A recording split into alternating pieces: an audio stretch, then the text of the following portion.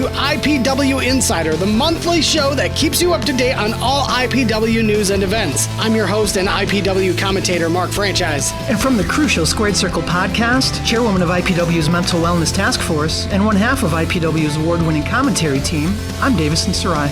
Fans of IPW, if you haven't already seen Back on Track, you are in for one hell of a show. Emanating from the M40 Speedway in Jones, Michigan, IPW Back on Track saw 3 more individuals qualify for the ongoing Grand Prix tournament to crown a new IPW champion, as well as a number of debuts. Top to bottom, Davison, this was a stacked show. It certainly was, Franchise.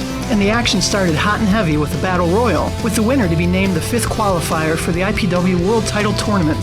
In order of appearance, fans were treated to Brutus Atwell, Solo, Forever Young, Logan Myers, Dutch Boy Platinum, a returning Blake Money Wright, and IPW veteran and fan favorite Felix Moreo, competing for that coveted tournament spot. After all was said and done, and after a surprise double elimination, Felix Moreo surprised the crowd, and possibly himself, by winning the Battle Royal on his way to securing his spot in the IPW title tournament. Next, we saw the Gold Lion and leader of the Gold team, Jeremiah Goldmain, leading Rockin' Rivera to the ring for a second bout of the night. We also saw Team Raymond member, none other than the very tan Terry VanAvery, come to the ring to confront Goldmain. If you'll remember from the past several shows, conflict between VanAvery and Goldmain has continued to ramp up, this time leading to catastrophic ramifications. That's right, a match was set for later in the night between Jeremiah Goldmain and Terry VanAvery, and it was set with 2 stipulations. If VanAvery could win, he could finally get his hands on Goldmain in his comfort zone and his bread and butter,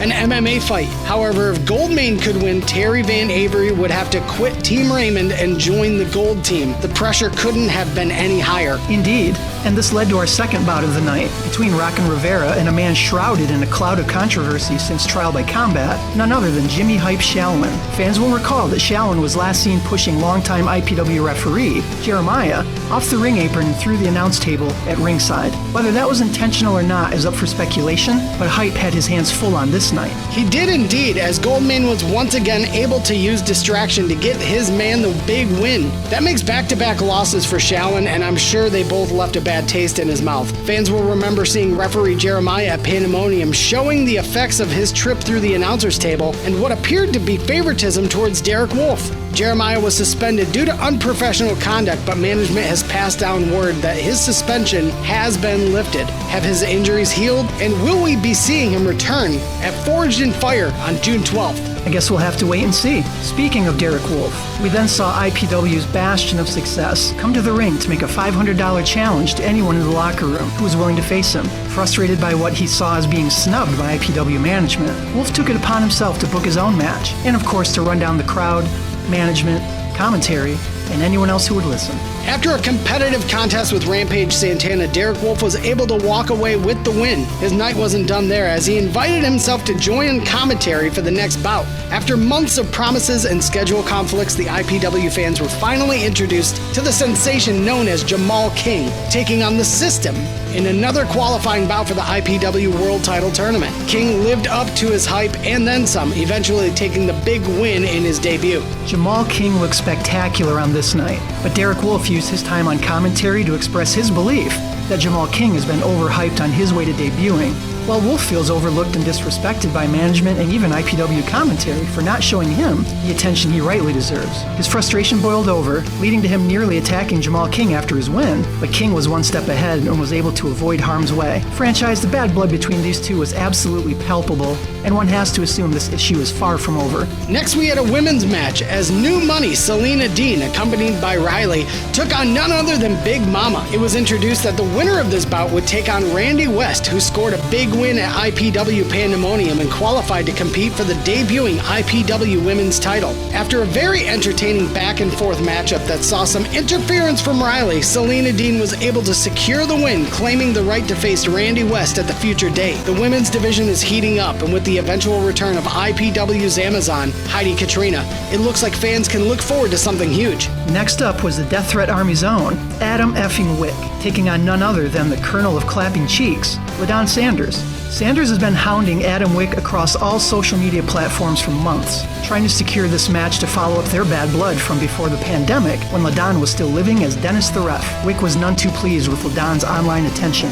He certainly was not, Davison. In a wildly entertaining and competitive bout, Adam Wick was able to unclap the cheeks of LaDon Sanders to take the big win, but he was pushed to his limit on this night. After the match, the cacophony of terror, Big Ray Torres came to the ring to once again stalk LaDon Sanders. He attempted to do the same back at Pandemonium, but his efforts were thwarted by Felix Moreo. Nobody could stop him on this night, however, as Torres absolutely decimated LaDon Sanders and left him for dead in the center of the ring. Time will tell what's at the bottom of this issue between Ray Torres and LaDon Sanders, but we send our thoughts and well wishes to the Colonel and his family at this time. Next up, we saw the Black Diamond of the DTA, Jack Price, taking on the ascending juggernaut that is the swag champ, Ren Jones. It's hard to believe, franchise, but Jack Price entered this bout on a 4-match losing streak, and he fared no better on this night. It was truly the tale of two streaks, as Ren Jones was able to defeat Jack Price to continue his winning ways and his momentum leading into the IPW title tournament, while Jack Price added to his slump by losing his 5th straight match.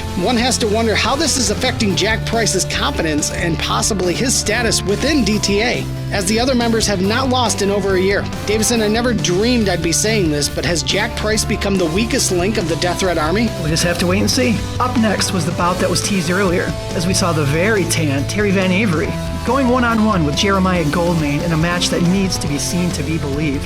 Franchise, it was impossible to keep up with all the mind games Goldmain was playing, and even when it appeared that VanAvery was taking control of the match, Jeremiah Goldmain was able to create confusion and distraction with his unconventional game plan. Confused and distracted are the perfect words, as Goldmain was able to get his feet on the ropes to steal a huge win over Terry VanAvery. As we mentioned earlier, the stipulations of the bout dictate that VanAvery must not only leave his team and mentor in Josh Raymond, but also must join the Gold team under the tutelage of Jeremiah Goldmain. One must now wonder about the mental state of Terry VanAvery and how this will affect his relationship with Josh Raymond moving forward. We really cannot overstress this, IPW fans. You must go out of your way to witness the circus that was Terry VanAvery versus Jeremiah Goldmain. Finally, in the main event of the evening, we had a bout to not only determine the 7th entrant into the IPW title tournament, but was also for Aaron Orion's Michiana Championship, as we saw the leader of the DTA facing off against an old familiar face and former IPW champion in his own right, one Jake Ullman. These men took each other to the proverbial woodshed, doling out unbelievable abuse to one another in a hard-hitting battle. After a match that saw the combatants in the ring, in the crowd, and even in the stadium seating, Ullman was eventually unable to pry the Michiana Championship from the hands of the head of the DTA, as Aaron Orion not only defended his title, but is now the 7th entrant into the IPW title tournament. He sure is. And IPW management has just announced that the 8th spot in the Grand Prix tournament to crown a new IPW champion will be determined on June 12th at Forged in Fire. We'll get to see one half of Big Facts and recent standout on AEW Dark, Jason Page, taking on the lovable psychopath and the wild card of the DTA, none other than the Tommy Vendetta. Either of these men will make outstanding additions to an already unbelievable field of talent in the IPW tournament, and I for one cannot wait to see this match, franchise. I cannot wait, Davison, as the winner will join Xavier Walker, Ren Jones, Derek Wolfe, Felix Moreo, Jumal Kyng, Aaron Orion, and none other than Josh Raymond himself. If you recall, there is a depth of bad blood between Aaron Orion and Josh Raymond dating back to 2019, when the two went to war over the Michiana Championship. Raymond was never able to take the title, but after a brutal encounter at IPW High Stakes, Raymond promised Orion that he would find a way to get his revenge, even if he had to tear through every member of the DTA to do so. Davison, this tournament may offer Raymond an opportunity to jump the line, so to speak, if he and Orion were to face one-on-one in the title tournament. Management has also sent down word that the IPW Tag Team Champions, the seemingly unstoppable Gracefully Chosen, continue to look for ways to demonstrate their utter domination of the IPW Tag Team picture. I'm hearing that they want to put a stamp on their claims of being the best team in IPW history, and in order to do so, they're prepared to call out former IPW Tag Champs and Michigan legends, the Monroes. It's going to be tough, yeah. So you got to imagine if anybody's going to be coming after them, Monroes and DTA are on their radar. 484 days. 484 days since Gracefully Chosen has made their debut at IPW. It's been 484 days since we've won the IPW Tag Team Championships. It's been 484 days that we've been your longest reigning IPW Tag Team Champions in history. Which means that it's also been 484 days that we've been your undefeated IPW Tag Team Champions. But despite all of that, there's still something that bothers me.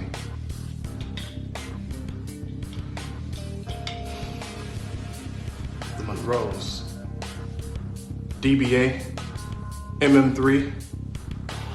Well, this is actually a first. Gracefully Chosen actually respects you guys. We respect everything that you've done for IPW. Your name itself is known throughout all of wrestling. People look up to you guys. People want to be a part of the Monroe family just so they can reap the benefits. But despite all of that, the Monroes aren't chosen. You see, the Monroes weren't chosen to be the top tag team in IPW. You see, the Monroes weren't chosen to be the longest reigning IPW Tag Team Champions in history. You see, the Monroes weren't chosen to be undefeated for 484 days. You see, IPW will know, but most importantly, the Monroes will know that our future is now, and our future is chosen.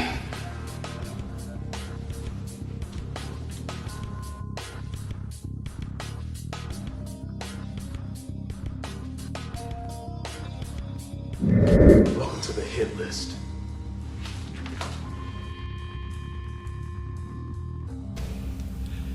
Things are really starting to heat up, Davison, as this week 2 events have been announced. Of course, this Saturday, Forged in Fire at Paw Paw Performance Fieldhouse. It is going to be an electric evening. Also, later on this month, we will be in Grand Rapids for Road to Glory, featuring former Ring of Honor, WWE, and current Impact talent. The Zombie Princess, Jimmy Jacobs, will be in the house. But this Saturday, IPW Forged in Fire will see the last entrant into the IPW title tournament. Either Jason Page or Tommy Vendetta will be entered into the tournament in that final slot, and it could steal the show. It's going down this Saturday, June 12th, at the Performance Fieldhouse in Paw Paw, Michigan. Tickets are still available. Seating begins at 6 p.m. The bell will be at 7 p.m. Of course, we will be following CDC guidelines. Masks are mandatory. We will see you this Saturday, Performance Fieldhouse in Paw Paw for IPW Forged in Fire.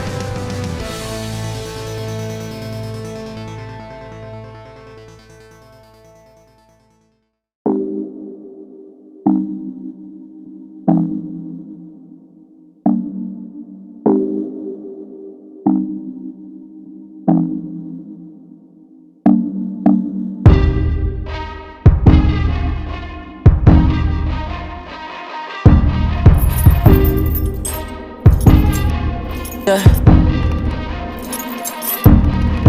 Who am I? Someone that's afraid to let go. You decide if you're ever gonna let me know. Yeah, suicide if you ever try to let go. I'm sad, I know, yeah. I'm sad, I know, yeah. Who am I? Someone that's afraid to let go. You decide if you're ever gonna let me know. Yeah, suicide if you ever try to let go.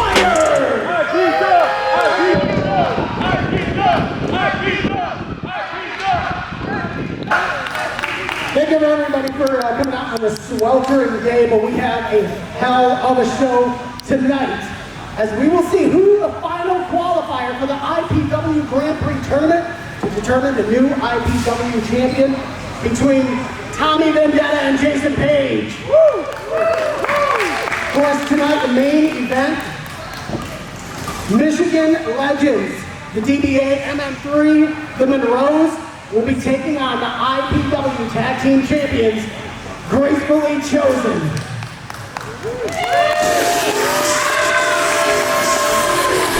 Well, that didn't take very long. Welcome back to IPW, folks. We tried to start the show, and here's DTA already coming out and interrupting the procedure.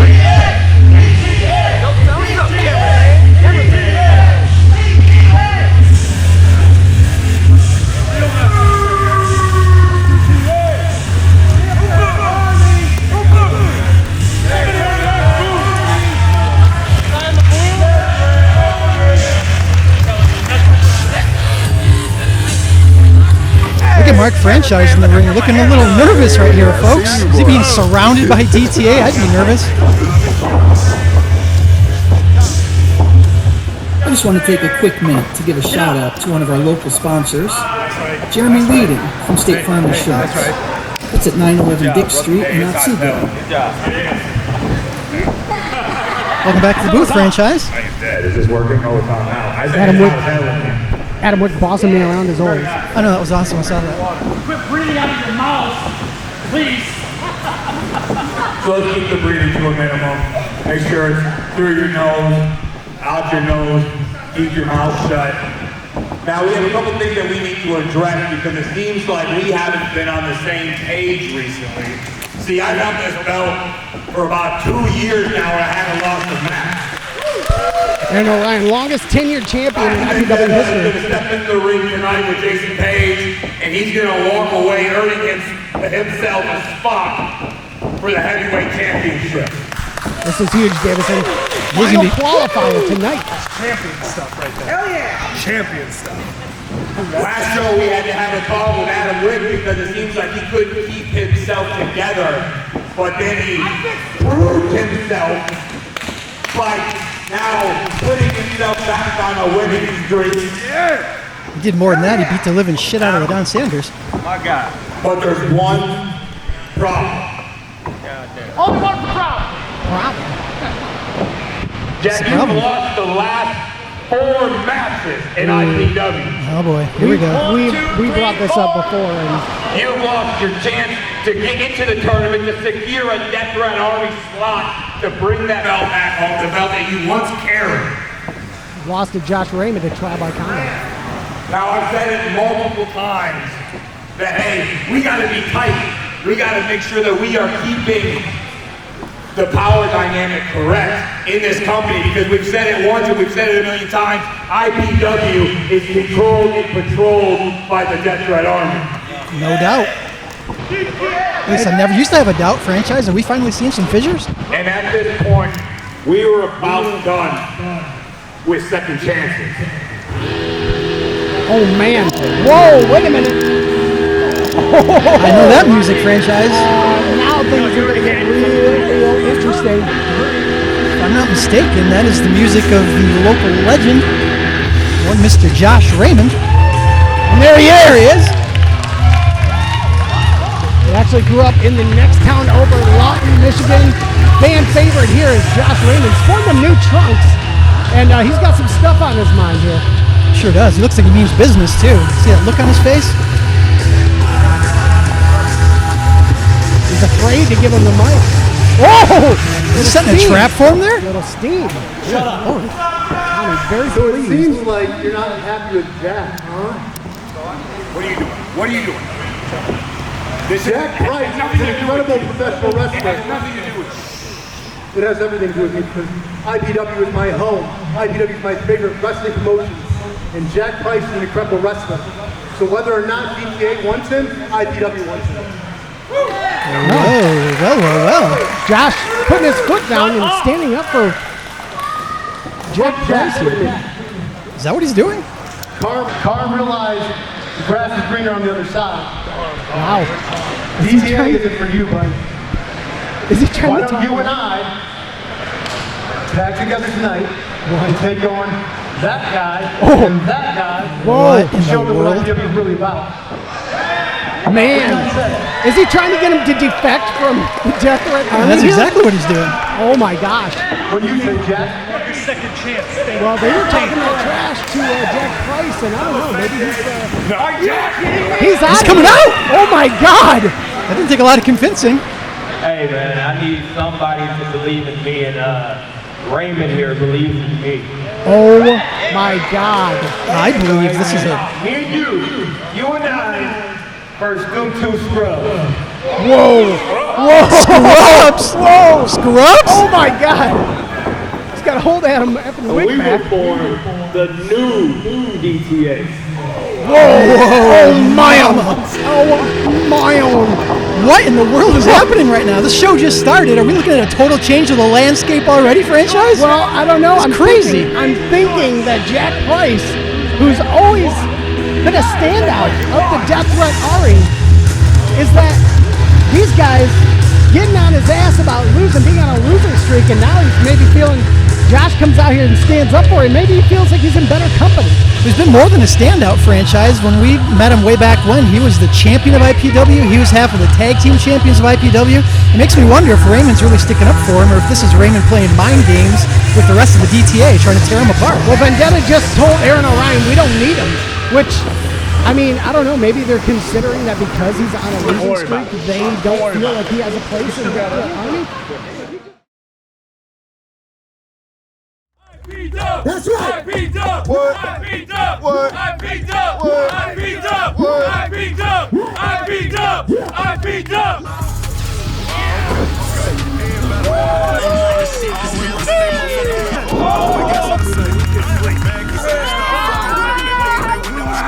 Cameraman, you better get this. Look at that.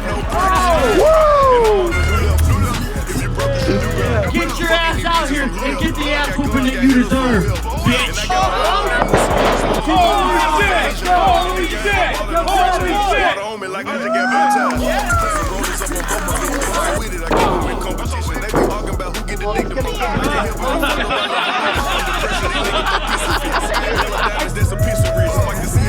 I'm gonna make more money overnight than any of you people here will make in a year.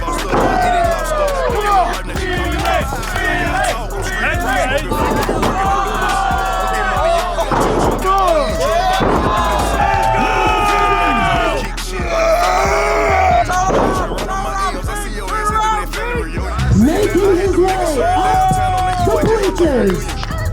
This side, no, don't look at me, look right here.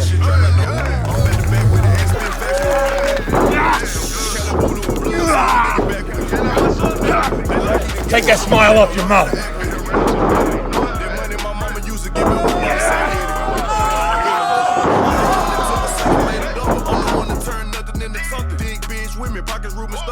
Chains on, feeling like a bus lane sipper. I'm addicted like crack. Purple, red, yellow, green like Shrek. Pop a Percocet for the purpose.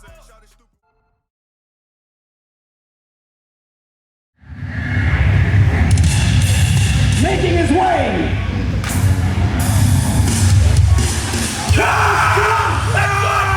That well here, and one of you lucky pups is coming back to the swamp with me. It might be you, pretty lady. It might be you, little boy. Each and every one of you, I'll be lucky. You want in there with me. Franchise, we saw Atwell back at Back on Track. Comes from the swamp, apparently. What do we know about an address? Got a mailing address in the swamp? I'll tell you what, this kid in the front row is hyperventilating. Bruce Atwell is going to give this kid nightmares, and I'm not talking about the soapy variety. This is exactly what I remembered about him from last time. He started that match and knocked himself in the middle of next week and didn't win that match, if you remember. I don't know if that's the best way to start a match.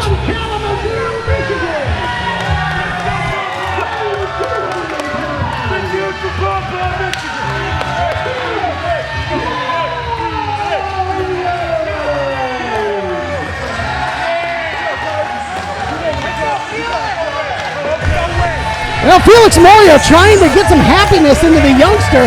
He looks petrified over there. He may need some psychiatric help. He sure does. It's a good thing we got a chairwoman of the IPW Mental Wellness Task Force over here. I'm going to have to grab that kid at the intermission and fix him back up. Man, he is in bad ways right now. He is taking that scare tactic from Brutus Atwell. A little bit too scary there as Felix Moreo maybe going to come to this kid's aid, come to his honor a little bit. And Atwell is just loud, loud, loud. You know, franchise, I want to make mention of the fact we got Jeremiah back in the house. Oh my gosh, look at him. He's back. His eyes working again. Well, his suspension was lifted. The bell rings, and Jeremiah, man, I wonder how well he's going to be moving tonight as they lock up here. As Atwell drives Felix Moreo. Just drove him straight through the corner. Yeah, last time we saw Jeremiah, he had an eye patch and a neck brace on. Looks like he's healing up there, franchise. Look, got the splinter out of his eye as Felix Moreo, Brutus Atwell is around for a waist lock now as Atwell drives him back into the same turnbuckle. You know, it's funny that you said Felix came out to rescue that kid in the front row. Last time we saw Felix, he was rescuing another kid in the ring named LaDon Sanders. Just stomping his rib cage right here with big old forearms. No joke. Well, this guy's used to pressing catfish and gators in the swamps, and he is not afraid of Felix Moreo, even though Felix Moreo won of the qualifiers for the IPW Grand Prix tournament. He looks like he's afraid of deodorant, toothbrush, I don't know, GED, applying for a job. You know, there's a lot of speculations about this guy, Davidson. Hooks himself. Fisherman suplex drives Felix Moreo. Felix cannot get off to a good start here as Atwell is just fully dominant of the match.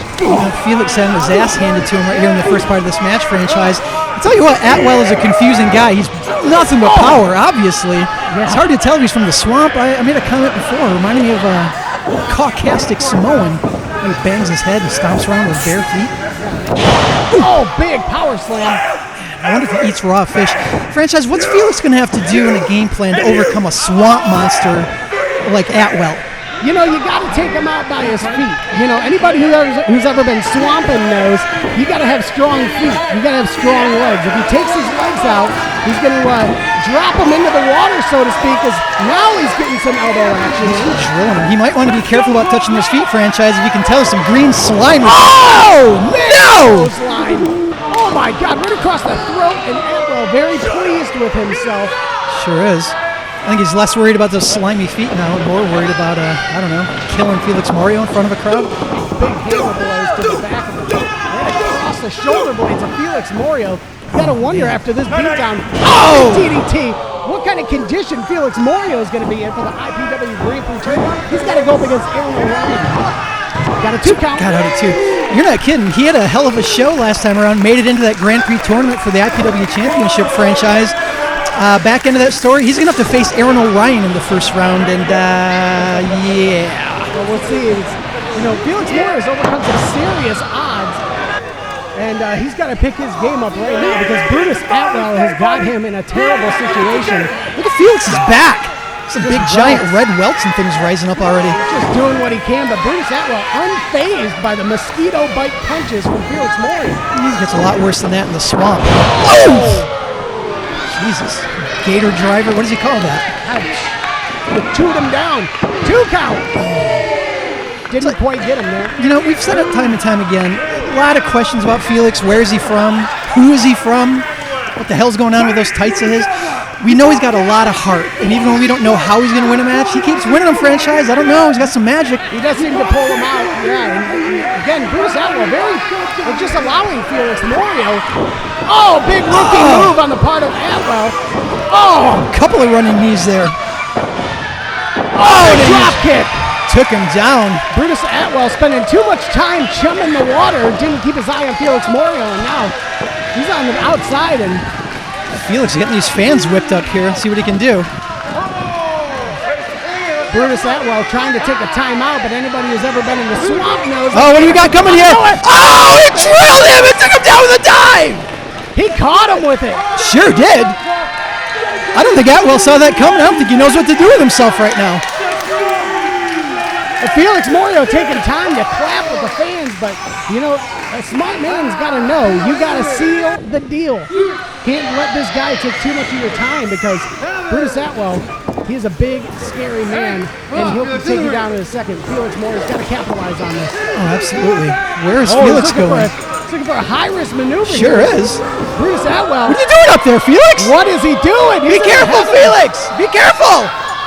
Whoa! Big elbow drop. Oh, what? What's up? It's over. What happened there? Oh, for the win. Felix won with that giant elbow drop.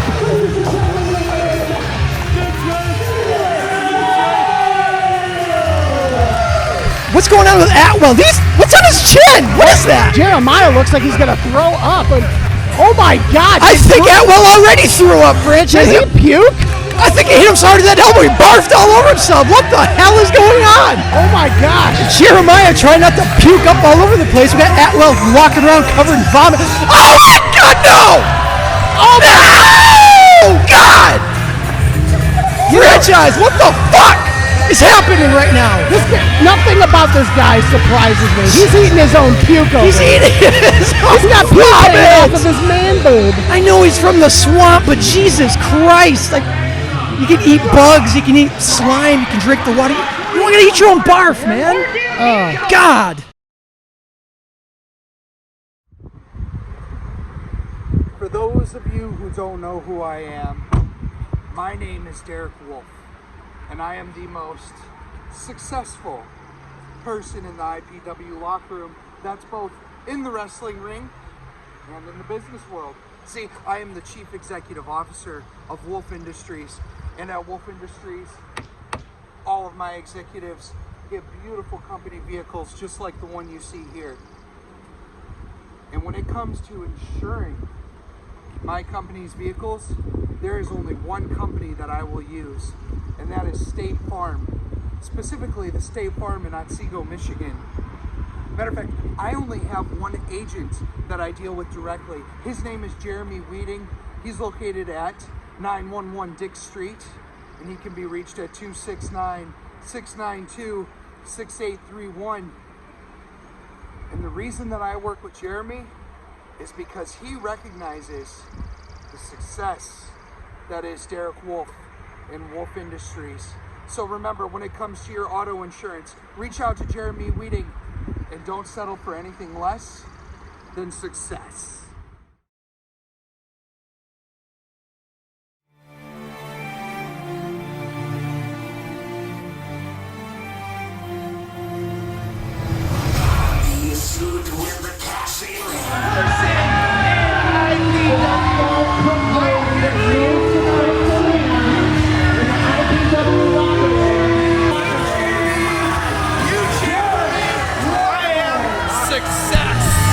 He's more than self-professed franchise. I've professed it. Everybody else who's got eyes in the front of their head has professed it. I don't know what your problem is. He is the most successful entertainer, athlete, fighter, and wrestler in this company. And you damn well know it, franchise. Well, Derek Wolfe, very, very controversial, as he is also in the IPW Grand Prix. I think he's just stepped on some scarf. Is that what happened? You decided that corner wasn't going to work for him? Apparently, yeah. I don't blame him. It's gross. Derek Wolfe is hitting the ring, and Davis saying, if I know anything about Derek Wolfe, he's probably got something to say. And yeah, sorry, the class. Why don't you take him on microphone, franchise?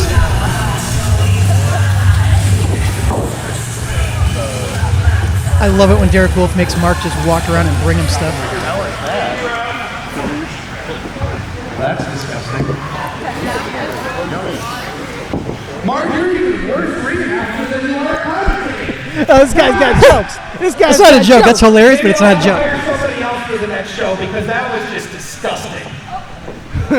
Almost as disgusting as this. It's not a bad idea. He does have the money for it. I need everybody to shut your mouth because Yeah, Mark, shut the fuck up and listen to him talk. I didn't say anything. I introduced For those of you who don't know, I am the most successful person in the IPW locker room. That's both in the business world and in this wrestling ring. My name radiates success. It's true. Subjective. I would gladly take radiation poisoning from that man. Show after show, I continue to do what I say that I am going to do. I win every match that I have. Sure does. They step into the ring, they get their ass kicked, and they disappear. Let's go back to the last show, back on track. I was disrespected by IPW management. They didn't even have an opponent for me. So I had to issue a $500 open challenge for anybody in the back that wanted to step into the ring with me. They didn't even have to beat me. They just needed to step into the ring with me. And of course, somebody, Santana, Rampage, something or another, he got his ass kicked by me, just like I said he was going to do, right? True, $500 ass kicking franchise. I am in the IPW Grand Prix qualifying tournament for the IPW Championship. That's right, I am your next IPW Champion, and I continue to be disrespected by IPW management.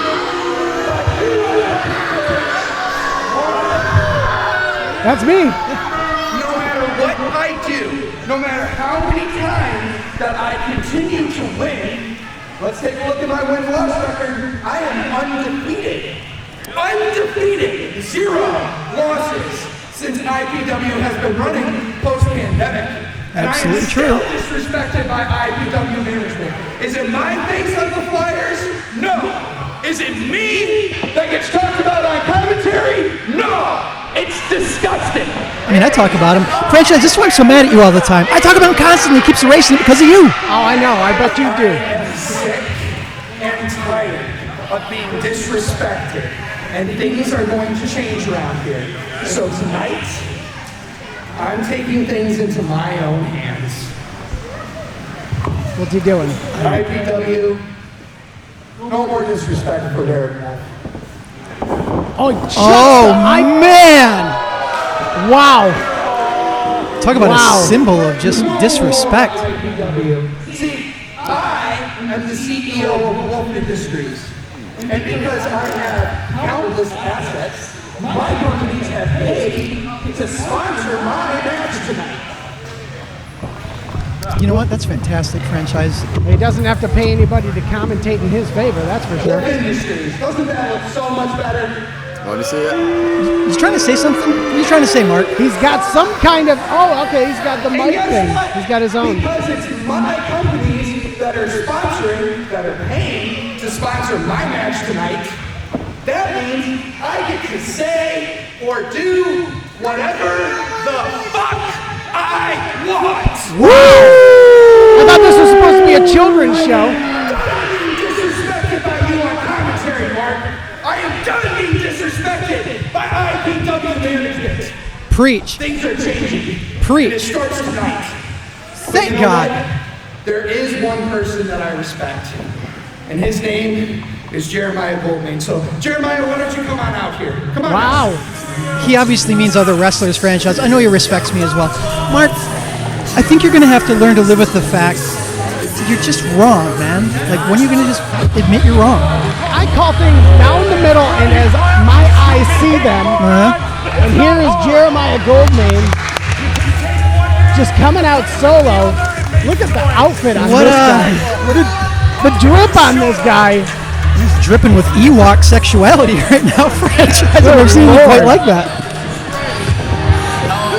It's pretty warm in here. He's not going to be deterred by the temperatures. We've got a fashion icon in front of us, apparently. Well, we're not on Endor. We are in Paw Paw, Michigan, the Performance Center. IPW forged in fire already. Things getting heated, and I'm not even talking about the room temperature. We got people puking in the ring. Now we got Wolfe Industries paying for this program. I want to figure out where he came up with this gear. Some mutual respect between two guys. That old logo? Two very controversial figures in IPW. I would have never dreamed. He's just bragging about his mic condom right now. So we'll actually have some money here at IPW. You know what I mean? Finally, someone who respects. Ladies and gentlemen, for the woke in the know, I see you. But for all you idiots who haven't had the pleasure to experience this, allow me to properly introduce myself. I am, of course, the fashion sensation across all 4 elemental nations, the last flag bender himself, your boy, the 24-karat lion, Jeremiah Goldmain. Well, he is in love with himself. We got two dudes in the You ring. all know that I am, of course, the leader of the Gold Team. I acquired something. I don't know if I call it an acquisition, but that usually means smart, you know? Just I dragging. got something, but I'm trying to change them. Well, you know that. I'm trying to help a guy. I am, of philanthropist with my money. And I respect that. Thank you. Yep. Thank you. Man to business. Yeah, cash write-offs are great. Love cash write-offs. Absolutely. This is cute. So what I did tonight is I managed to get, if my guy can beat you, I know he's not going to, because nobody here can even wrestle like you. You know? But if he can beat you somehow, your boys negotiated that he will get a Michiana title shot match. Okay. When the winner is declared Terry. I've never wrestled for the Michiana title, so I'm excited for this. Wow. I'm excited for this. This is a great opportunity for me. I'm Number finally one getting what I contender deserve. shot. I told him that this was going to happen. I didn't want to hurt your feelings. But somebody in that stupid management down there, it's only if Care Bear wins. What? Yeah, I know. It's only if Care Bear wins, though. Well, it sounds like if Terry wins his match, he's going to get a shot at the Michiana title. You're beating Care Bear, but I got to fix this. That is not Care Bear's music. Care Bear is not a podcast, Raymond. Somebody cut that, please. Where is the lovely sound lady? Well, that's Terry VanAvery's music, That is not his music. Well, it used to be. As a member of the Gold Team, you will play Care Bear's proper music. Oh my God. You, of course, know it. All of you love it. It's currently, I think, #1 on the radio.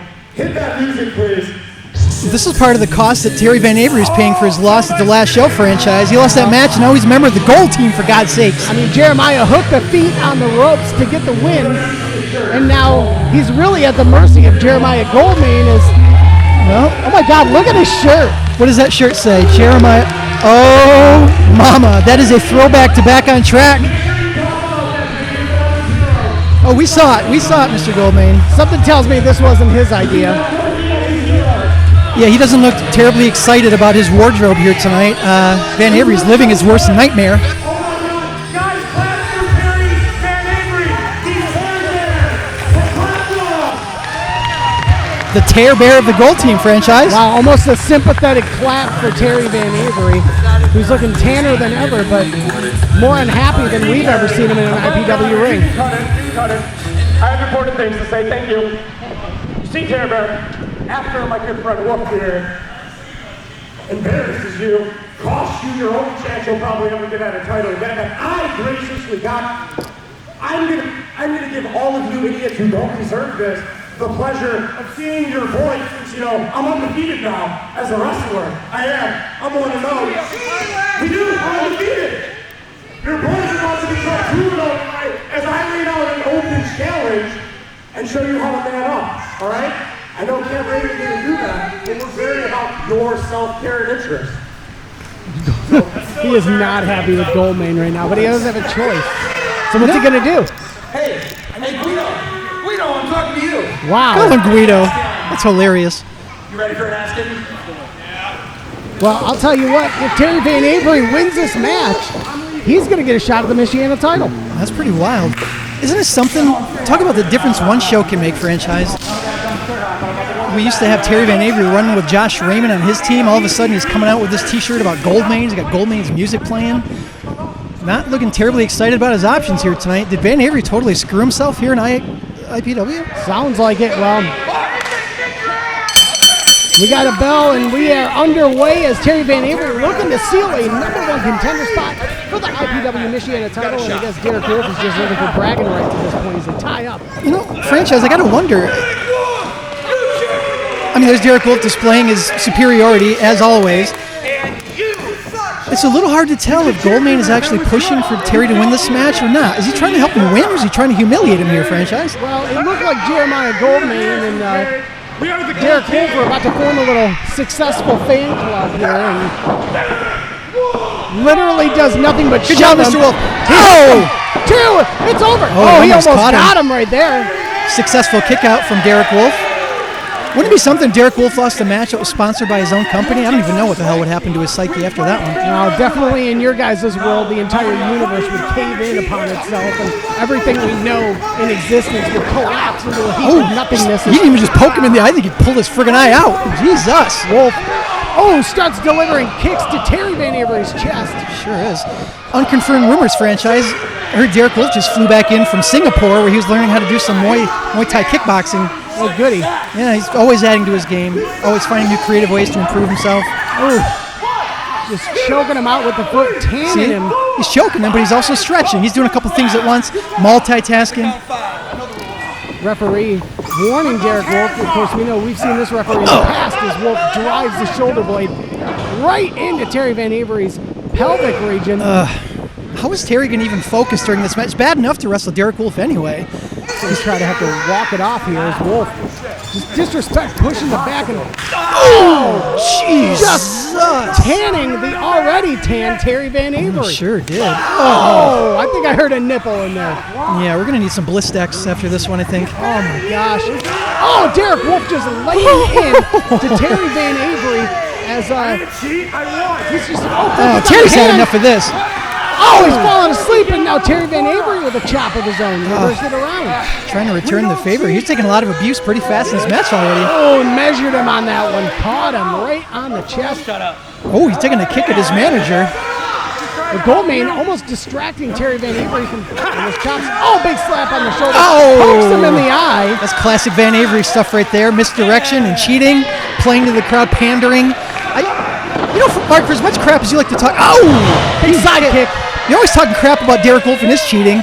What about VanAvery? Poking him in the eyes, kicking him when he's not looking. I'm not the ref, but that's the ref's job. Oh, now you're not the ref suddenly. I see. That's convenient. That's convenient. If you would ask nicely, I would Derek Wolfe taking time out, trying to get some oxygen back into the lungs. Yeah. He keeps telling you over and over again, Mark, because you're not taking his advice. Do what he says and he'll stop hounding you like that. I haven't said one disrespectful thing. Appears we have a difference of opinion on that one. Wolfe slides into the ring and then slides back out to break the count. Well, yeah, he's playing mind games with VanAvery. Just buying himself a little bit more time, trying to have another successful outcome from... Is that what he's doing?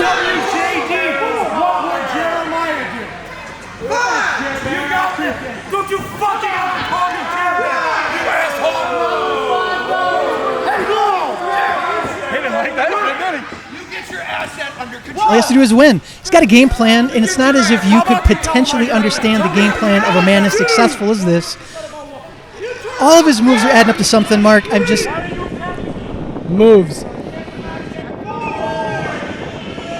I've seen some chops, and I've seen some...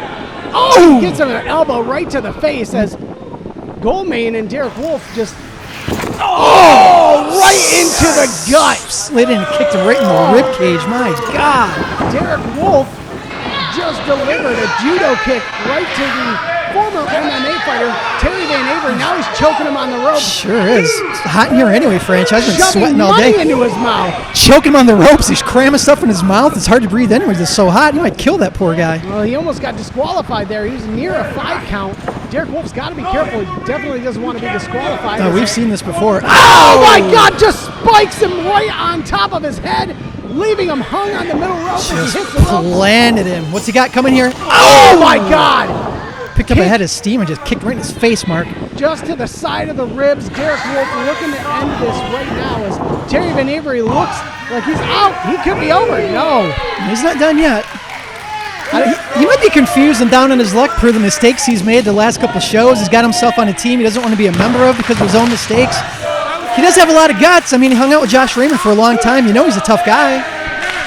Well, now he's trying to wear him down. Try to put some pressure on that neck right there. I don't know. There's something weird going on with Jeremiah Goldmain and Derek Wolfe. I'm sensing something a little extra going on here.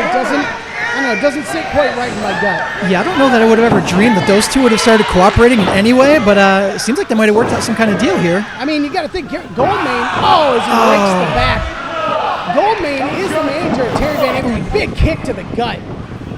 Goes for a nice suplex right in the middle of the ring. Snapped him over. Successful application of the suplex franchise. See, I called it nice. It was a nice suplex. Big one count. He just takes his foot off of him. See, that's part of the game plan. You don't just have to beat people up all the time. You got to play with their minds. You got to crush their will. Trying to put some more pressure back onto the neck shoulder area of Terry VanAvery. Like I was saying before, the fact that Terry VanAvery is under the tutelage of Jeremiah Goldmain, and before the match, they came in and they were almost kind of forming a pact before Goldmain came out. But I don't know, maybe I'm overthinking it here. Goldmain definitely wants his man to win, you would think, right? You would think so, but then again, I mean, everything he's done so far tonight makes it look like he's just trying to humiliate VanAvery, so I don't really know what's going on here yet. VanAvery picks him up. Oh! Back suplex into a one-armed power power bomb. Sure was. Blue Thunder driver. You know, Derek Wolfe's a big guy. Terry VanAvery's got a lot of power left at this stage of the match.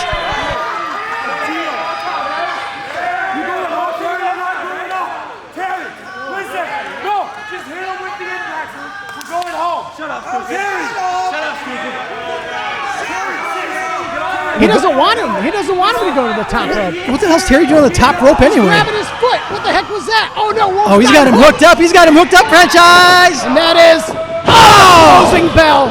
You're damn right it is. 1, 2. Got him. Derek Wolfe wins.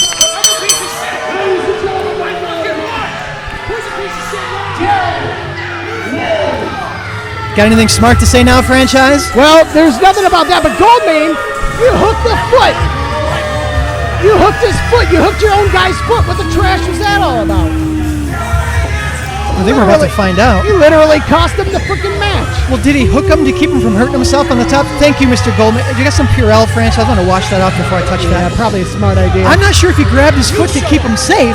That's right, Mr. Wolfe. Shut up, franchise. I don't know if he grabbed him to hold him safe. God damn it. What happened? Bro, listen, we talked about this. That is so unsafe up there. You see what happens when you go on top? You lose. You lose. You had him. Yeah, I did have him. You did have him. You did have him, and then you took too long on top. You were playing a game. You were capping yourself. So you know what, folks? You know what? You know what? I apologize on the Gold Team's behalf for allowing me to just give you what you want to see and show you how to win a match. Bring them out. I don't care who they are. It could be anybody on the roster. I'm going to show you how to get the dog. After he cost his own man the match, you don't know how so. He's issuing his own challenge, an open challenge. Uh-oh. Well, yeah, he's going to show him how to do it right. His guy didn't get the job done. Now he's going to show him how to do it the proper way to be a winning member of the Gold Team. Come on. Got the toughest referee in the business. Oh, look at it. Hey!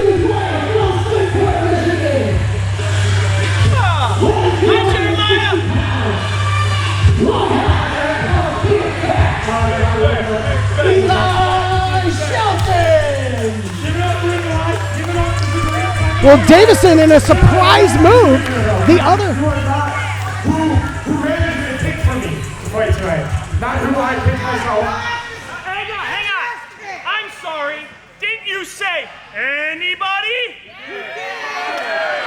But there were quotes in front and behind that word. Hey, your man said anybody. And that's you go right. You go over here, man. You work for me. No, I agree with you. Well, he must have traveled here with Jason Page. You said, you're right. That's what you said. I said anybody?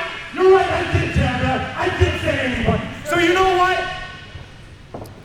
Hold this. Hold my accessories. Wow, so he's getting ready. Told him to hold his accessories. Trying to give him some constructive criticism, calling him an idiot. Tell you what, Jeremiah ain't hiding anything there. Well, as Eli Shelton from Big Facts, he must have traveled with Jason Page, who's facing Tommy Vendetta for the last spot into the IPW Grand Prix tournament tonight. You want this? You want to be a part of the lesson today? It's fine. Take this. Thank you. Yeah, the last time we saw Eli Shelton, he was here with his tag team Big Facts taking on Gracefully Chosen. No, they were here actually at the Pop-Up Performance Center. Terry VanAvery is the accessory holder, I guess. Sorry about your night, VanAvery. Well, I guess the bell is... I guess I got to unbury the bell since they're dumping all their crap all over. Jeremiah Goldmain, it's hard to ring the bell. You ready? Yeah, well... As usual, we got a table full of crap over here. Now I got glasses, I got a jacket, I got probably scabies touching that friggin' thing. Well, we have a out of nowhere match here as he issued an open challenge, and I guess Eli Shelton traveled with Jason Page. His You ready? match is getting underway here. Oh, he just skeet that diddly-dees outside of the ring as he just walking around, taking his time. That's the kind of stuff we've come to expect from Goldmain. He does things on his own timeline. He's got his own idea of how this match is supposed to go. Likes to play those mind games. Well, Terry threw him right in the ring, franchise. Oh, man, he wants his A. You know what? He's like, hey, you're my manager. Get in there and do something. You're making me look bad. Well, I mean, Terry already looks bad. He looked bad at the last show. He looked bad earlier, got embarrassed again. Like, he wants him to look bad with him. I guess that makes sense. But, I mean... Goldmain looking to take on Eli Shelton here. Oh, Eli grabs his foot. He's got the ropes. I couldn't tell if Goldmain was going to pick an ankle, if he just kind of fell over there, franchise. From your standpoint, did you see what he was trying to do? He's trying to have a wrestling match with him, but look at Eli Shelton. He's offering almost as like the last match at Back on Track. He's like, come on, come with us, son. I mean, at the last show, we saw Jeremiah Goldmain in a classic wrestling match with one Terry Van. Oh, he just hooks him for a small package. Oh! Almost got him. That was a quickie. Yeah, Goldmain likes to call his own shots in matches, do things his own way. The very second he gets pulled into somebody else's game plan, that's exactly what happens. Definitely a mix of emotions right now from Terry VanAvery and Jeremiah Goldmain. And Jeremiah, the referee, is trying to get control of this match as it's just pure chaos anytime Goldmain's around. It's hard to do our jobs. It's hard for the ref to do their job. It's hard to have a wrestling match. There's just a hell of a lot going on that side of the ring right now. We got one Jeremiah in the ring with a broken neck. We got another one outside the ring with questionable attire. He's about to get counted out here, Davison. What's the count at? Right now? Well, he got in. He made it back in.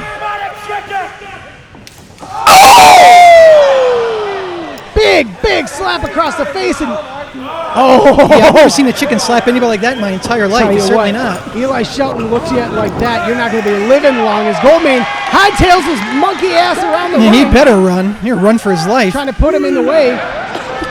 Eli Shelton's tag team. Just chasing each other, literally playing a game of chicken. I think he might cut him off.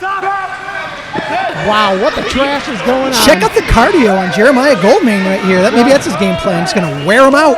Eli Shelton definitely has the edge on power as well. Oh, Terry! He throws him into him again. Oh my God! Terry VanAvery taking work, and I guess Jeremiah, the ref, is going to make this last. Apparently. Oh, able to kick. Did Shelton pull him up so he could give him a little more damage? I think so. I think you're right.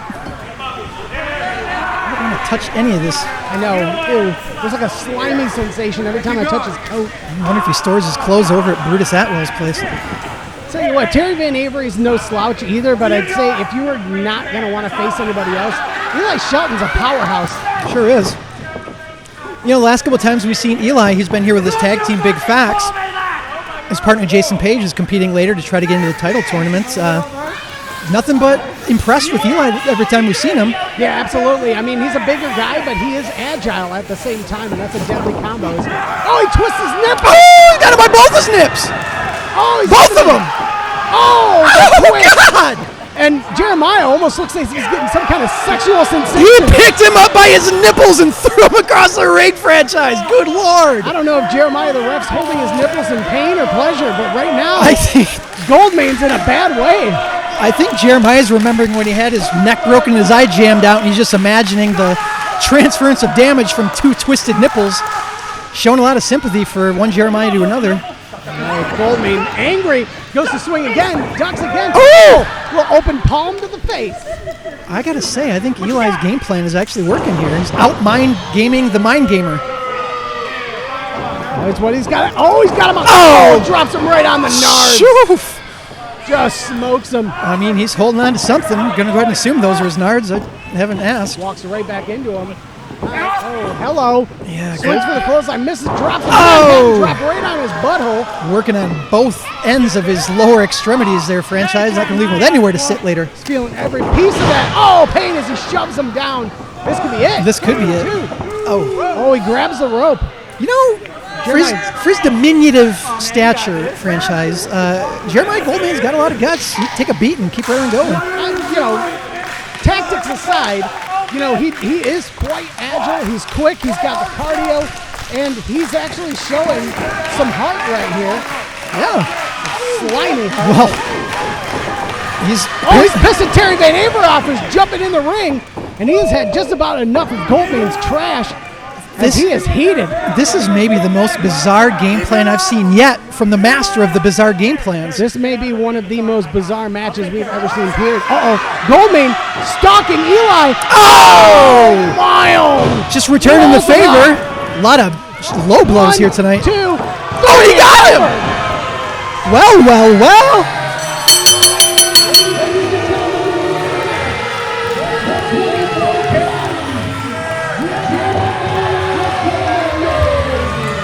How about that, franchise? He showed his man how to win.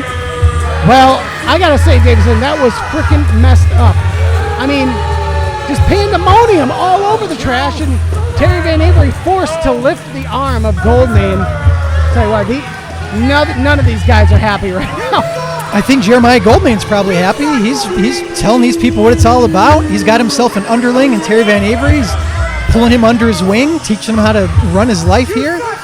I genuinely hope they come and grab this stuff off our table. Goldmain's hand once again raised by Terry VanAvery, who rips the Goldmain shirt off. Maybe that's not his hero anymore. Something tells me it never was. It's Eli Shelton still angry over the low blow tactics and rolled him up while the ref was distracted. But you got to imagine Terry VanAvery kind of responsible for that. But I guess he reached his limit and ended up costing Eli Shelton the match. I got to think so. I don't know what you guys can do.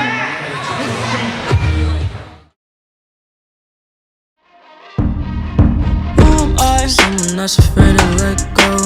You decide if you're ever gonna let me know. Yeah, suicide if you ever try to let go. I'm sad, I know, yeah. I'm sad, I know, yeah. Who am I? Someone that's afraid to let go. You decide if you're ever gonna let me know. Yeah, suicide if you ever try.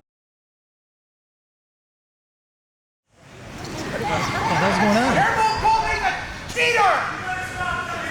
That sounds like Jeremiah Goldmain's favorite thing. I do not. I see you here. Ladies and gentlemen, the following matchup is scheduled for one fall. And it will determine who the final qualifier for the IPW Grand Prix tournament will be. Woo! This is one of the big ones I've been looking forward to, franchise.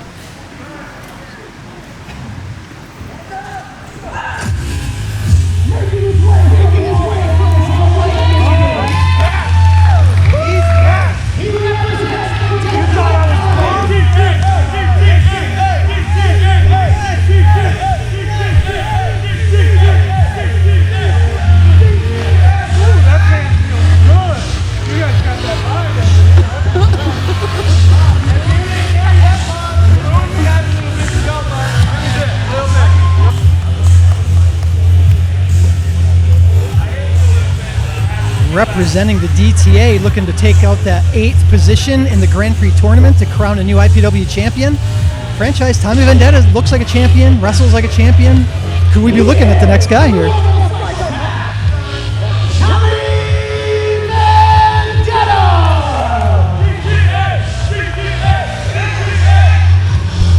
Oh man, I'm telling you what, this may be the biggest qualifier we have seen yet.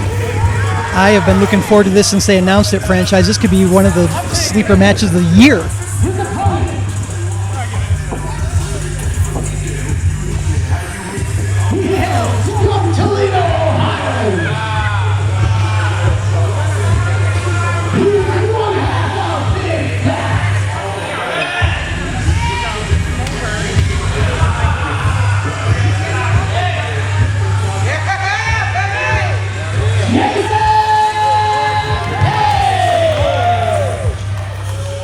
One half of Big Facts and recent standout on AEW Dark, franchise, none other than Jason Pace. Now this dude looks super confident and excellent in that ring, and this is a all-star. This is a main event type match, and Davison, the implications are huge. Whoever wins this match will be the final entrant to the IPW Grand Prix tournament and will face Ren Jones in the quarterfinals. I gotta be honest with you, even if this wasn't for the tournament spot, I'd be stoked on this match. These two guys are standouts on any show they're on, franchise. No doubt. The match is underway, Davison. Here we go. Ooh, I have got freaking chills. Goosebumps are real right now. I'm very rarely at a shortage for words, franchise, as you know. I don't even know what to expect between these two. I don't know who could have an advantage. I don't really know who's going to try to implement one game plan. They're pretty evenly stacked against each other. You got to wonder if the defection of Jack Price earlier in the show has anything to do with what the outcome of this match is going to be. You got to wonder if it's inside Tommy Vendetta's head. Oh! Page gives him a little nice one up on the book. Looking for a little bit of good sportsmanship there, just making sure they're on the level. I'll tell you what, this is going to be huge, and I am stoked for this. Let's get this underway. Goes for a tie-up. Tommy Vendetta just ducks, and he's just chilling on the ropes. Just taking his time. Jason Page, not too amused. I mean, he's the lovable psychopath franchise. He's going to play mind games. I mean, who else is going to do it besides a lovable psychopath? Well, this is, like we said, a main event stature match. The tournament has already been set. The first round, Aaron Orion versus Felix Moreo. Derek Wolfe and Jumal Kyng. Oh, Jason Page dipping under there. Raymond against Xavier Walker, and now Ren Jones against the winner of whoever wins this match. And this, like I said, now Jason Page just kind of mocking Tommy Vendetta. Just returning a little bit of what he got earlier, you know, tit for tat. Vendetta not happy of the mockery he's facing. He wants him disqualified for mocking him. Well, it's like Vendetta's telling the referee, make him get him serious, make him fight. Well, we know this ref likes to have guys fight it out, and that's what we're going to see here as they tie up in the middle of the ring. Hard to tell who might have a power advantage here. It looks like Jason Page has a little bit lower center of gravity. It might be harder to take him off his feet. Waist lock, twists it into a wrist lock as he's got him in the center of the ring now. Twists it under into a outside, hooks him. Oh, got his own headlock of his own. Vendetta's showing some classic wrestling chops here, franchise. No doubt both of these guys classically educated. Another headlock on the part of Vendetta. Yeah, that was a classic too. Classic handful of hair. Good reversal. The sweat coming off of these guys' bodies is just pungent. It's going to be hard to maintain body contact. I think he's slipping and sliding all over each other. He's got the arm reversed into a waist lock, chains it, he lifts Vendetta up, drops him on his feet. Effortless power from Jason Page right there. Pretty impressive. Vendetta's got him on size. In terms of height. The grip. That was that lower center of gravity right there, franchise. He was able to sit out of that grip, do the reversal, and get him into the front chancery. Tommy Vendetta normally has a good history of fighting back, even when he's being overpowered and over-dominated in matches. Definitely one thing you can't say about this guy. He's always coming back, and he's trying to punk Jason Page out. Page feeling zero pieces of that. That's one of the advantages of being a lovable psychopath franchise. He's a little crazy, and he doesn't have to worry about getting hurt because he's a little crazy. Yeah, without a doubt. And, you know, these two guys, you know, they met at IPW Trial by Combat at Full Blast in Battle Creek. Of course, DTA came away with the big win. But big facts, very impressive. First solo match we've seen from either of these two guys in quite some time. I've been nothing but impressed with Big Facts since I got here, franchise. I've said it a million times. Oh! Big shoulder block. Some advantage of power right there for Jason Page. Stings the shoulder a little bit as he hits the ropes. Hops over Vendetta. Vendetta ducks, swings him, tosses him into the ropes. Oh, another shoulder block, this time by Vendetta. Little misdirection, return the favor there. Very happy with the outcome of that is Vendetta as he rips the ropes. Hops over him, hooks him. Oh, big arm drag. Beautiful. Shades of Ricky Steamboat, WrestleMania. Franchise, I think what happened there is he was looking for another arm drag, and I think he sold him on it. I think Tommy kind of overcompensated and just fell over. Either way, Jason Page and Tommy exchanging words in the middle of the ring. I think the implications of this match are just on both of these guys' minds. I mean, he just reached into his pants and pulled out a finger gun. Tommy Vendetta claiming that it's he's aiming it right back at him. This could be copyright infringement. Oh no! Oh, he hits him, drops him down. Thank God. Enough. They already had to kicks him out, goes for the pin. Already had to clean vomit out of the ring early. You don't want to clean brain matter out too, franchise. I'm glad he put that gun away. No doubt. He could have killed somebody right there. Oh man, he's got him on his shoulders. Vendetta, a little bit too tall though. Throws him into the turnbuckle. Can't get him. Big forearm to the face. A massive forearm in the corner. Hooks him over. Oh, big roll. Look at the athleticism. Woo! Elbow to the gut. Wow. Uppercut. Jason Page is no joke. Rolls under the clothesline. Reverses it. Oh, big kick to the head of Vendetta, who rolls out of the ring. Spinning Enziguri knocked him over and all the way out of the ring, franchise. You know, whether we've seen him in tag teams, whether we've seen him on AEW Dark as a solo, Jason Page impresses every time we see him. There's no doubt that both of these guys are on their way to be massive stars already. Massive stars in Michigan. Oh, big slap to the face. And he could have just knocked out Jason Page. Tommy Vendetta very pleased as he poses for the cameras. Sure was, posing with his trophy there. Twinkle in his eye. He is a lovable psychopath. Just about killed the dude. He's very happy with himself. Better not take our trophy. Our trophy? I suppose it's our trophy. Yeah, technically. I don't know if that's a guy on top of that. Looks like a woman to me. But. Definitely. Big chop to the chest. He's got him sitting right in the crowd while he lights him up. They didn't even have to pay for front row seating for that. And Vendetta just grabbing Jason Page, just dragging him by the hair on the outside of the ring, just insulting the kid who... Oh, man. Just giving him a tour of the front row and letting him know what it's all about, caving his chest in with those chops. Vendetta breaks the count. They continue to battle. Another forearm to the face. Page set him down. Oh, he's just giving him a receipt. Oh, another one. And Vendetta fall back on the seat. Knocked him all the way over out of that chair. I don't know whose chair that is, but man, that chair's getting its money's worth tonight. Man, Jason Page. Oh, mocking Vendetta with the bow. I'll tell you what, one thing you don't want to do to Vendetta is mock this kid. He will tear you up as he hits him right across the chest again. I mean, I know I wouldn't do it. He'd beat the living hell out of me, but it seems to be working for Jason Page so far. Right on the most tender part of the ring again. Driving his forehead into the canvas. And right there on the ring apron, Vendetta almost looks like he's out on his feet. He doesn't even know what he's swinging at. I think he was swinging for that old dude in the front row. I'm glad he didn't hit him. The ARP card might come flying out of his mouth. He's got him hooked. He's asking the fans if they want to chop him. Somebody's going to do it. Chops. Oh, big chop to Vendetta.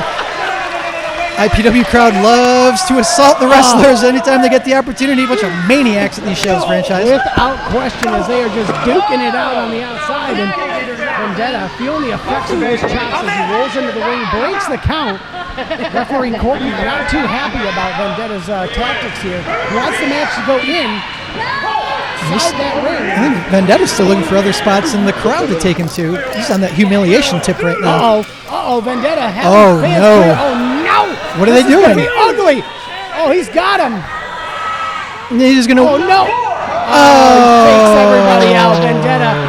He just made everybody get up out of their seat. Well, yeah, he was telling that one fan his whole game plan hinged on that one chair. I don't know what that fan was thinking, but he pulled his chair away and screwed the whole thing up. Well, Page catch him. 2. Nothing there. Oh, able to kick out. Vendetta. Oh, now Vendetta's coming with some steam. Yeah, we're getting into that danger zone right now where Page might have to... Go for the win. Just can't get him. Not enough to put the man away. No. Vendetta, you could see it in his eyes. He's like, man, I'm just about there. What do I got to do to put this dude away so I can get this IPW Grand Prix tournament? I mean, these guys are very evenly matched, equal power levels, both very agile. Gotta say it, both are at least a little bit crazy. I think it's just gonna come down to toughness in this one. Right now, we got Vendetta on top. Maybe he's the toughest. You gotta wonder if the tactics of the DTA will be shown in this match, or Vendetta just wants Jason Page one-on-one. Main event status match, stomp to the foot. Oh, big knee. Oh, tripped him into that second rope. That's no joke, franchise. Those ropes are not soft. He just hung them up on a piece of metal right there. And no doubt, you see the knee driven into the side of the head, almost hits him into the outer pituitary gland. As Vendetta, swanton onto the ropes. And now Vendetta, very pleased with his actions, lining him up. Release German suplex. Wow, he just tossed him like a pillar. He sure did. He started in LA and he landed in Philadelphia on that one. Coast to coast, baby. Well, for the cocky pin. Yeah, I think Vendetta's used to having his way with a lot of people in IPW. DTA's used to running him around, but he hasn't faced somebody like Jason Page in a minute. Yeah, maybe a bad decision on the part of Tommy Vendetta to have that arrogant pin. There's big stakes on the line, Davison. You don't want to be cocky in this match. You got to get the job done if you want to have a shot at the IPW World Title. I mean, I hear what you're saying, but jawbreaker. Sometimes cockiness is in the game plan. Let me put it to you this way: would you feel more confident to win a fight if you were walking around acting like a loser, or if you're walking around confident that you're going to win. I mean, that's part of the game, man. Like, if you're going to win, you better believe you're going to. 80% medical, 40% physical. I don't know that forearms. math. Need some Steiner action there. Yeah, definitely some Steiner math for you. Hooks. Oh, big elbow to the side of the head. Now Jason Page, he's feeling the injection. Oh, caught him, broke it. Wow. Oh, big face buster. Hooks him. Oh, look at the suplex. Amazing bridge. He's got Vendetta trying to make him tap. They took him down in the front chancery. We got him in a little bit of a float over front face lock. And this is Vendetta's got the foot on the ropes, and Corky is finally trying to get him released of that, and I was hoping he would see that. I was honestly ready to say we had Jason Page in the tournament right there. I mean, kudos to Vendetta for kicking out of that one. Well, he had the whereabouts of where he was in that ring. Of course, he's got that veteran experience. He knew he was close enough to the rope. All he had to do was move a little bit, and saw he made it over. Kick to the lower butt cheek. You know, he's been hitting him all over the body. Stomped on his foot, punched him in the face, kicking him in the legs. I think he was just trying to keep him guessing. Tossing him. Big forearm to the side of Jason Page. Hooks him. Reverse kick to the gut. Vendetta, oh, he's looking to end it right here. Vendetta wants to shoot somebody in the head tonight so bad. Oh, big Falcon Arrow. You might have just done it. That could be it. No, not enough. Yeah, Vendetta's eyes tell the story right now. What else is he going to have to do? Unreal. You drop a guy in his head like that and he doesn't stay down, you got to start wondering, what the hell am I going to have to do? Well, we also know that Jason Page is on the rise. We know that Vendetta is on the rise. These two guys are giving it all they've got right now, and they know what's on the line. You are not going to see a weak victory from either of these two men. No, whoever wins is going to have to earn it, and it might be an ugly win.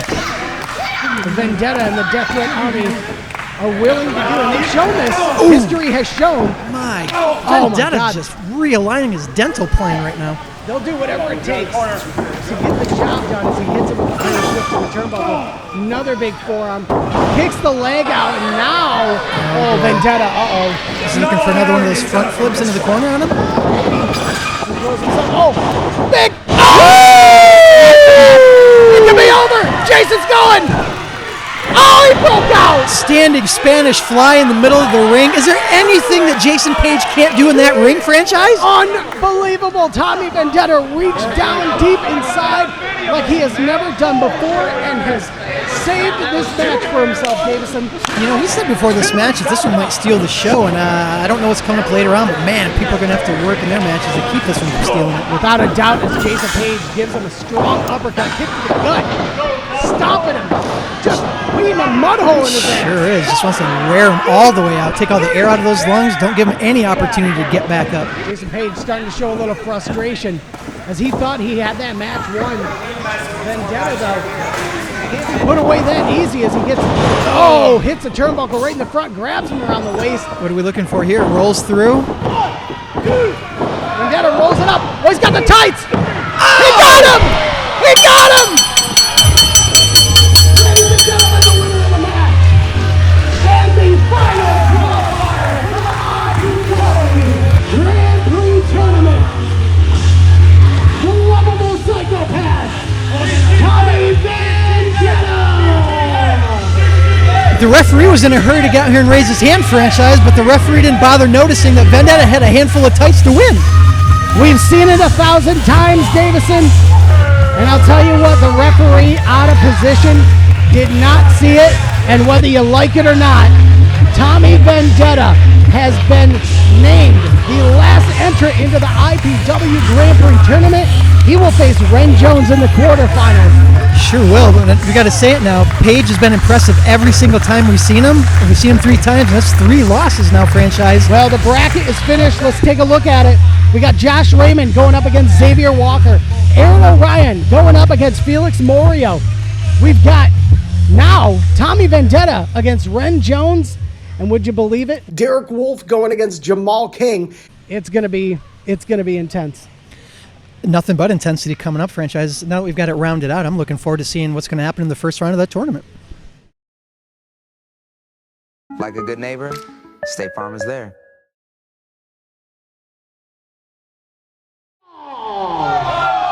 And it is a fatal 4-way match.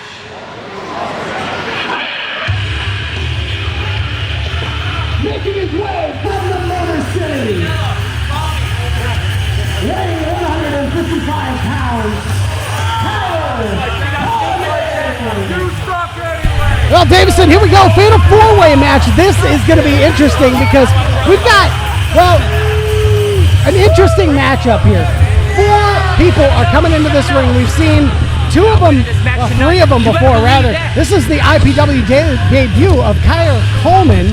He's going to make a big impact in IPW, shooting his mouth off at the crowd. Now, I don't know much about Coleman, but we have seen some of his opponents at recent shows. Kind of interested to see how he fares against these 3 tonight.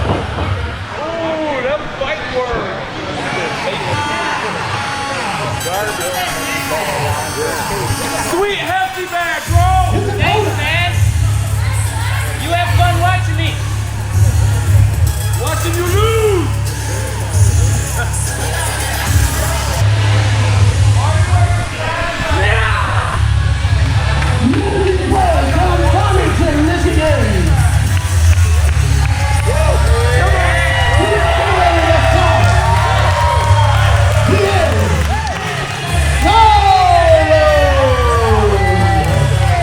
We saw Solo debut in IPW back at Back on Track franchise. He was in that over-the-top rope battle royal for the spot in the tournament. You know, he was definitely the most athletic person in that match.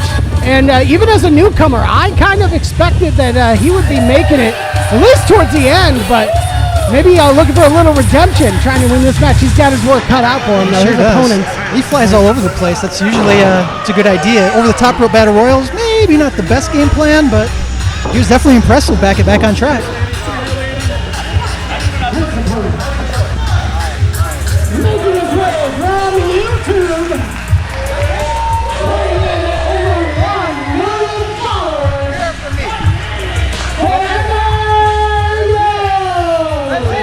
You know, franchise, I was doing my research just before this match, and unless he's gotten 850,000 more followers in the last 3 hours, I think he's blowing up his numbers. Yeah, I don't know if I follow him or not. I got to check out some of the content. But this influencer is looking to make a big impact here, but I got bad news for them. Their opponent is none other than the Beast, who is coming out now. And I'll tell you what, they're at a major disadvantage. Yeah, I don't want to be any of those 3 tonight. From Detroit, Michigan.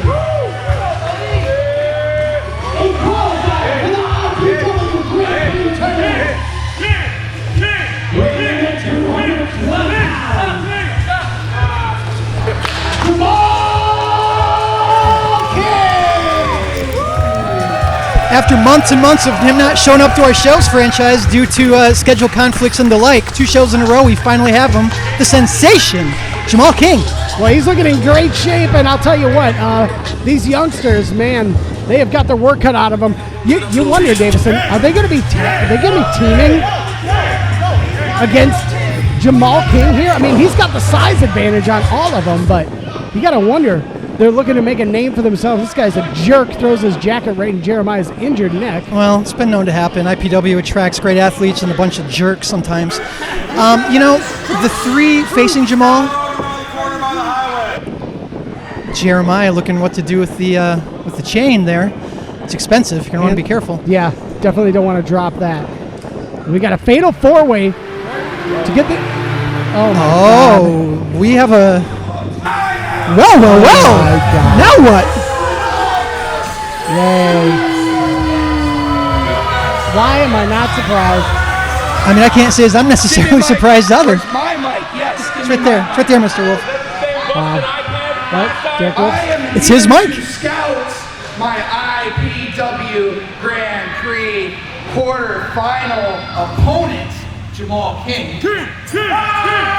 That's smart. He's out here to do some research, franchise. That's smart. Everybody needs to pause until I get on commentary. Once I'm down and I have my commentary mic, ref, then you can ring the bell, okay? Derek Wolfe calling the shots here, telling the ref he's not allowed to ring the bell until he gets his... And, of course, today's show sponsor is State Farm and Agent Jeremy Reading at 911 Dick Street in Otsego. Like a good neighbor, State Farm is there, much like Derek Wolfe is always there anytime Jumal Kyng is out here wrestling. I am very tired of being disrespected. by IPW management. We got Jumal Kyng just making work as, man, I told you, Davison, they were going to gang up on him. They tried. Oh, yeah, it was of course. 3-on-1, but he's poor Jumal. business. You would do that, Mark, wouldn't you? Probably the best idea for them as he's got the size advantage. He's got more size advantage franchise. He's got a lot more experience. Are you the president of the Jumal Kyng fan club, Mark? No, not yet. Yeah, not yet, of course. That's a good question, actually. That's really funny. That is a hoot and a holler as Jumal Kyng. Oh, big kick to both of the sides of their head. I think it was 2-for-1 shopping right there. One kick, two heads. No doubt this ain't the discount aisle, though, as Jumal Kyng. Oh my gosh, wow. Absolutely Wow, look at all of the cool moves he can do. Isn't it awesome? Wow, look at that backbreaker. Oh my goodness, Jumal Kyng, Jumal Kyng, Jumal Kyng, Jumal Kyng. I'm getting so sick and tired of hearing about Jumal Kyng. But Jumal Kyng in bad ways now as he gets rolled up. I heard what you did there, franchise. You know, I got to just say, if Derek Wolfe were in this match, we wouldn't even be talking because it'd already be over, franchise. 4-1, Wolfe wins the match. Oh, look at Jumal Kyng. Almost like a crossbody elbow to the gut. Hey, Mark. Yeah. Did you orgasm yet? No, that's not happening. I don't want any I know how excited you get as soon as Jumal Kyng comes up. Oh! Everything about IPW is exciting here at Forged in Fire as we've seen the final entrant to the IPW Grand Prix tournament is Jumal Kyng. Drops for Jumal Kyng. Forever. Unsuccessful kick out at 2. Forever Young just got crushed in the middle of the ring there, franchise. He hit that alarm clock pop-up knee, and then he just kind of ate his own spine after the fact. Mr. Wolfe, you know, you're being disrespected by Mark again while you're out here. Sling blade. Hey, what's new? You know, what kind of expert analysis do you have to offer us here? What do you think has to happen in this match for Jumal Kyng to take out the win? Jamal Kyng doesn't even stand a chance. That's the thing. Like, we continue to hype up Jumal Kyng like he is the next, I don't know, who are some of the other guys IPW management likes to hype? Josh Raymond, or like he's the next Aaron Orion. Oh, wow, another big move.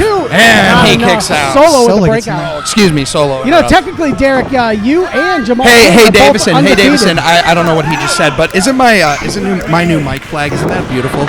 It's Look gorgeous. at that. Wolf Industries. Bank on it. You know what I would love to get is a T-shirt or like a onesie with that kind of logo on it. Yeah, If you I'll don't keep mind. that in mind. I I'll love keep that that. in mind for the next couple You shows. left the 99-cent price tag on it, and Solo flips over the ropes.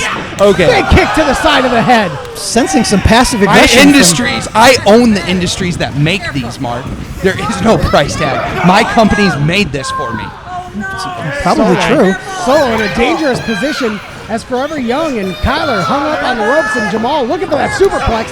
Not going to happen with the tandem triple team. Yeah, we're back to that 3-on-1 action right here. It might be all they can do to get the win from Jumal Kyng. Might have to be 3-on-1. Hey, Mark, what do I need to do to change things around here? What do I need to do to give you the for you to give me the respect that I deserve? Solo on top. Jumal Kyng absolutely decimated in the center of the ring. Forever Young looks to capitalize. 2. No. I mean, that was cute, I guess. Solo came off the top with a giant Kyler blockbuster. wants the win. 2. No, Forever Young not having it. See, now there's dissension of the ranks between the three. This is what always happens, franchise. Mr. Wolfe, this is what wouldn't happen if you were in there. The three. No, but I'm still going to come out of this a winner. You know why? Because the 3 losers of this match, I'm going to meet with them afterwards and offer them a contract to come work in my warehouses. That's a fantastic I need more idea. physical labor out there, and I'm sure they'd work for, $8 an hour.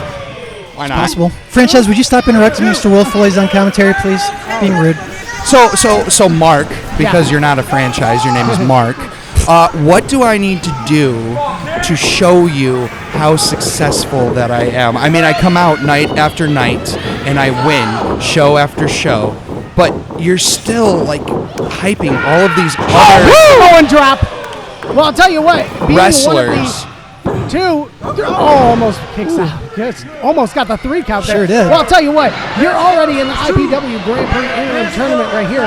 You've got a shot at winning the IPW World title. A shot. I told you last show, it's a spoiler. I am the next IPW champion, Mark.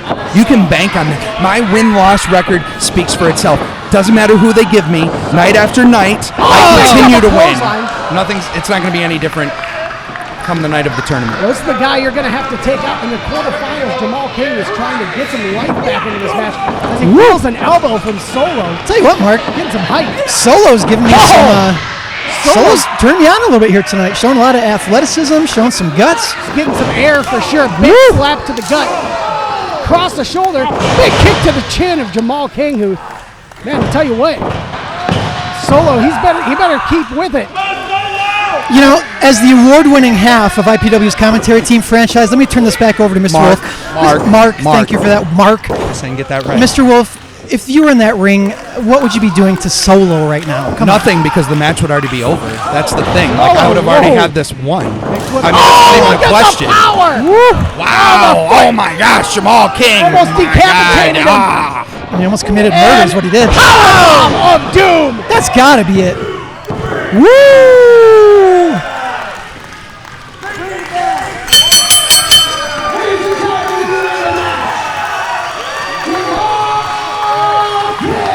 And the loser of the quarterfinal match against Derek Wolfe, Jumal Kyng. Yet to be seen as it's entirely possible. Derek Wolfe's first opponent in the IPW Grand Prix tournament gets a victory here. He's got to feel good about that. And where the heck is Derek going?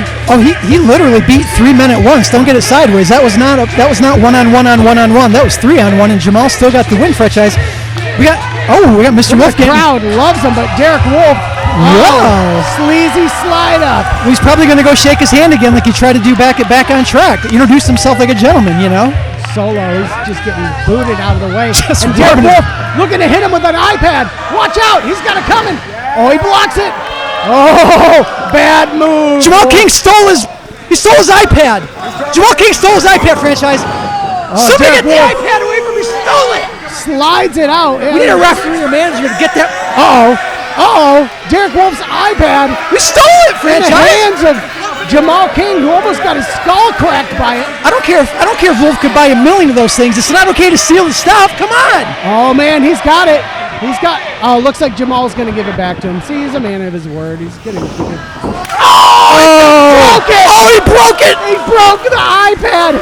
That is not cool. Wolfe was not amused by the tactics of Jumal Kyng.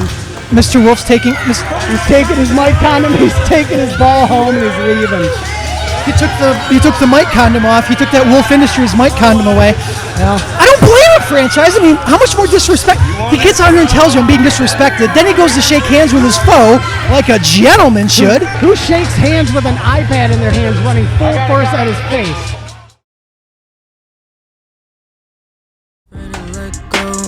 Suicide if you ever gonna let me know. Yeah, suicide if you ever try to let go. I'm sad, I know, yeah. I'm sad, I know, yeah. God gave her everything. She took my heart and left me lonely. I think broken hearts contagious. I won't.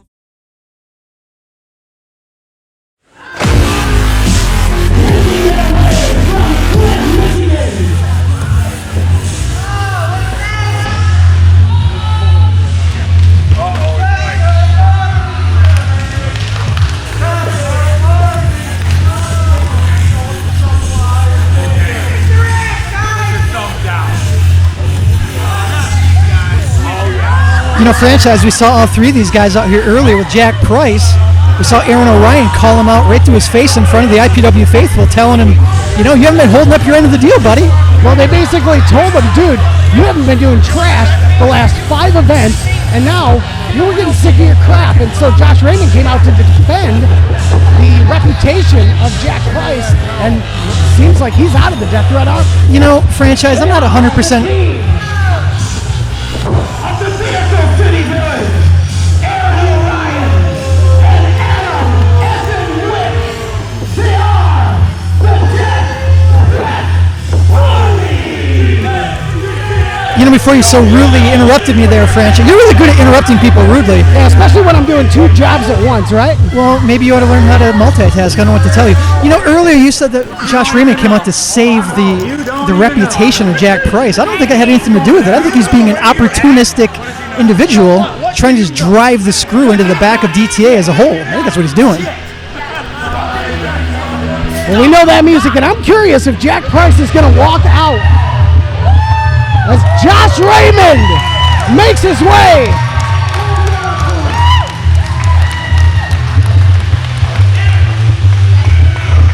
Hail from Kalamazoo, Michigan.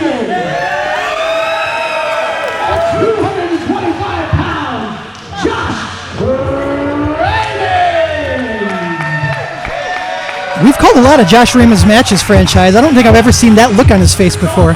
And his partner. From Grand Rapids, Michigan.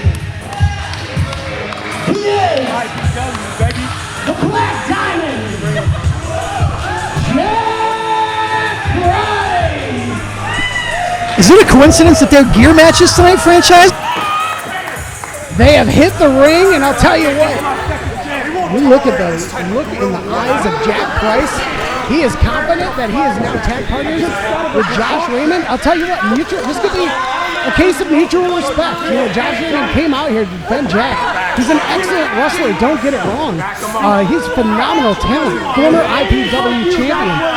He's had his struggles recently, and Death Threat Army took exception to that and weren't too happy with his recent accolades, and now, with an arm over Josh Raymond's shoulder, you gotta wonder, this defection has taken place. Jack Price has got to be out of the Death Threat Army. Well, you know, like you were saying, I don't have a scrap of doubt that there's mutual respect between Jack Price and Josh Raymond. I mean, they're both super accomplished. I'm not ready to put my bets down yet as to whether they've actually formed a team. Don't talk to me, lady. Well, I mean, take a look at the tights there, Davison. They're synchronized.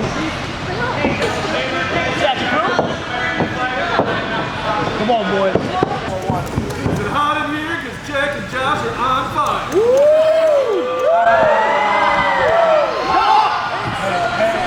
I don't know. There's a lot of jaw-jacking between the Death Threat Army and what appears to be their former member, Jack Price, who's now joined. It seems like he's joined Team Raymond.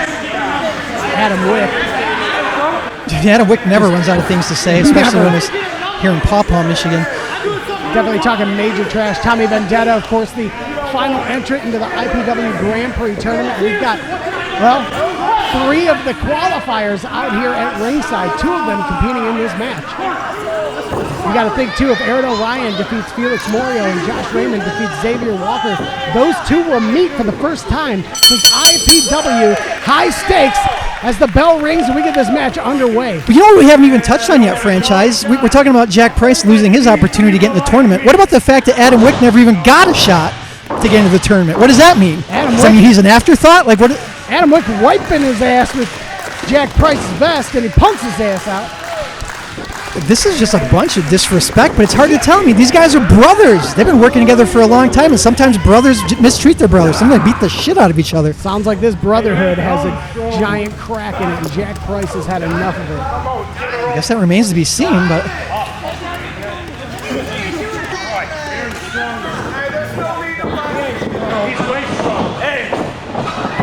Giving each other some trash now. Tommy Vendetta, he's got nothing to lose on the outside. We know the history of this ref, as mentioned before. He's going to let these guys fight it out. So Orion has him hooked. He's trying to go for a wrist lock here as he's got him. Seals it. Real tight, Jack Price knows. Oh, and you look at Vendetta pulls the rope so he can't get the foot on the ropes. And that's exactly what we've talked about before, franchise. There's always backup. There's always numbers in the favor of the DTA. It's just so bizarre to see these 2 against each other in the ring. I mean, it's almost hard to believe this is happening. Look at Josh Raymond. Look at the confidence on his face as he knows he's got Jack Price's back. He's the one who's standing up for him. And, you know, we mentioned in the past, Jack Price has had his struggles, granted. He's a phenomenal athlete, and Josh Raymond recognizes that. Maybe, I don't know, Jack Price feels like the DTA hasn't recognized that maybe they haven't had his back like he's had Aaron Orion's back, like he's had Vendetta's back. I mean, it's possible, and I don't have any doubt that Raymond does have a lot of confidence in him, but he might just be smug and looking on and enjoying his work of driving a bit of a wedge in between the DTA. Maybe that was his game plan all along. Waist lock on Aaron Orion as he breaks it. You know, say what you will about Aaron Orion. He's a powerhouse. He's DTA. He's Flint, dirty franchise. That guy knows how to wrestle. Without a doubt, as he defeated Jake Oman to not only retain his IPW Michiana title and back on track, but became the 7th entrant into the IPW Grand Prix tournament. You see what happened right there, franchise. These guys know each other so well, literally like the back of each other's hands. We're probably going to see a whole lot of reversals, a whole lot of escapes. It's going to be bizarre wrestling somebody you've been this close to for this long. Like, where are your secrets? How do you surprise somebody? I mean, the Death Threat Army has the numbers as Wick gets tagged in. But you got to imagine that a little bit of mind game action.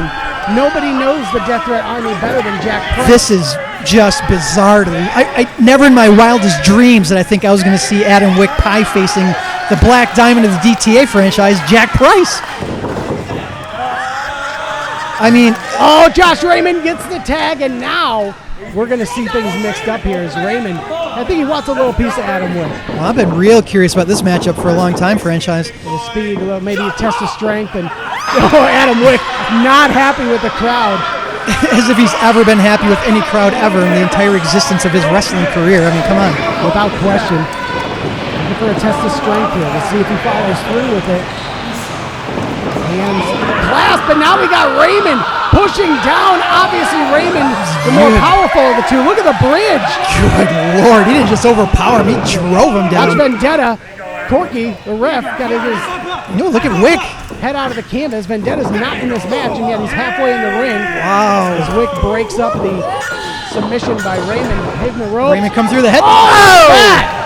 Dixon Town with a little bit of a head scissor action there. Big clothesline to the ring, and now Raymond. With the hood on. We're seeing some classic Raymondisms here tonight. Aaron Orion. We've been waiting to see these two get their hands on each other for a long time. Finally, we got Raymond and Orion back in the ring together. Gosh, it has been a long time as Vendetta hooks the leg. What the trash. Damn it, Raymond's taking on 3 guys at once as usual. Oh, God! Super kick. Oh, big front kick and Corky. What the trash are you letting these guys do this for? The well-oiled machine that is the DTA continues to run, and they are grinding Josh Raymond's bone to dust between the gears right now. Oh, Wick with a big chop. My Felt God. that on his hand. Sure did. You were right, Davison, for calling that out. That is the first time that Orion and Raymond went up against each other since high stakes back in January of 2020. Now they're in the ring together. We get to see this epic rematch right in front of us. And we hear a lot of things in wrestling about bad blood, but if anybody saw IPW show High Stakes, that thing ended with bad blood, and I mean running down the face and body of Josh Raymond, having had his head cracked wide open with a ladder. No joke. Aaron Orion split his wig wide the fuck open that night. Looking for round 2 here. Well, without question, I mean, Raymond had to go to the hospital. He lost so much blood. He drops him down right on the back. God, the power of that man is horrifying. Paralyzing move as Raymond now in a bad way. Jack Price, though, he's at 100% right now. You know, Josh to make that tag. Josh Raymond's done a little bit of everything in his wrestling career, and like anybody else in wrestling, he's got his share of injuries. Aaron Orion knows how to find those injuries, exploit those injuries. He might be going after Josh Raymond's neck and spine here. He does have a history of injuries back there, franchise. Well, that's what the Death Threat Army is doing with a snapmare kick to the back. They had to have been planning to be like, listen, let's weaken Josh Raymond, the longtime veteran in the ring. Nobody more experienced in the Pop Performance Center than Josh Raymond. Absolutely not. But maybe that's their game plan. Take the veteran down as Jack Price trying to get in there. Corky confused and distracted again as it's just a 3-on-1 right now, getting mugged. I'm not the biggest fan of Corky as a referee, as I've made clear before. Choking him on the rope. I don't know that I can even blame Corky, though. I mean, DTA are just masters of distraction and using those numbers. We've seen it ever since we came to IPW. They've been doing it from day one. How's a referee supposed to grow eyes on every side of his head? I mean, I haven't met that referee yet. You almost need an enforcer with a match like this because the team of the Death Threat Army, they're always working the numbers game as it is. Absolutely. But with Vendetta out here, and they're getting kicked in the chest. God, Raymond just fighting for his life here, trying to get some comeback on DTA.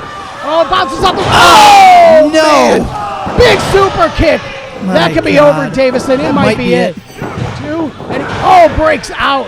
Price coming in for the breakup, but he was able to break up before he even got there. Josh Raymond needs to make attack to Jack Price, who is at full strength right now. You know, if I'm Jack Price, I don't even know how to feel right now. I mean, I've been going up and down the road with these guys for years. They've had my back, I've had theirs, and suddenly he's cheering on one of his sworn enemies, Josh Raymond, against his brother. Double suplex! Oh man, just drives him into the canvas. Raymond is just taking a beating for the last couple minutes here. Almost had him there. Nothing but guts. Power moves. Oh, he almost got the tag, but Aaron Orion quick to grab Raymond. Yeah. Drive him back to his corner. Aaron Orion's ring IQ is off the charts. We're talking Mensa level on this guy. He knows how to cut it off. He knows how to We'll see if we can cut Josh Raymond off right now. Looking for it. Oh!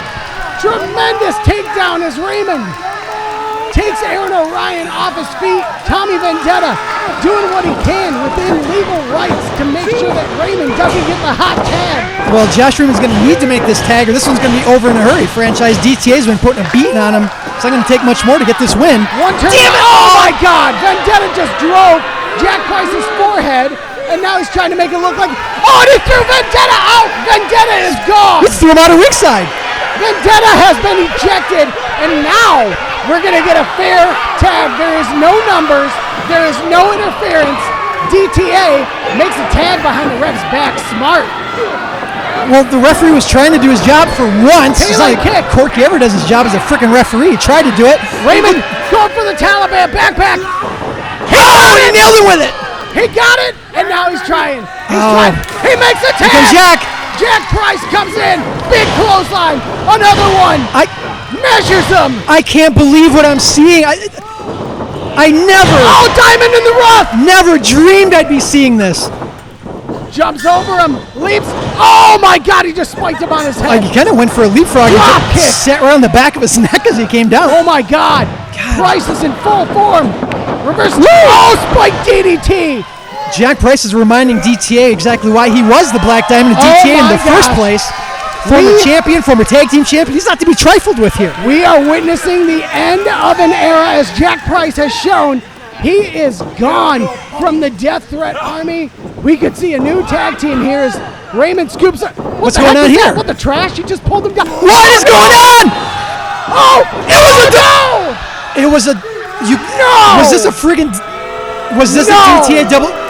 You gotta be kidding me, Jack. What the trash are you doing? I know exactly what's happening, and I can't. This crowd can't believe it. Wow. And it's over. Wow. Unreal.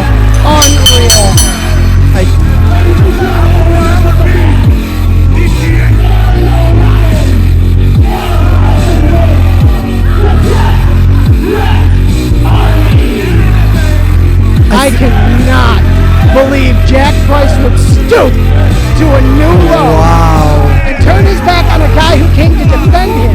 I think we just got our answer, franchise. I think we wondered what was really going on with the alliances here. It looks like that was just more DTA hijinks. Oh my God. And now what are they going to do to Raymond? Oh, look at him. No, he's going to spike him right on the belt. No. Oh, no. That's what he did on that ladder back at High Stakes franchise. That's how he busted him open back. We need to get somebody out here to break this thing up. Oh my God, Raymond has been... Is he bleeding? He has been split open. He hit him with that same J driller on the ladder.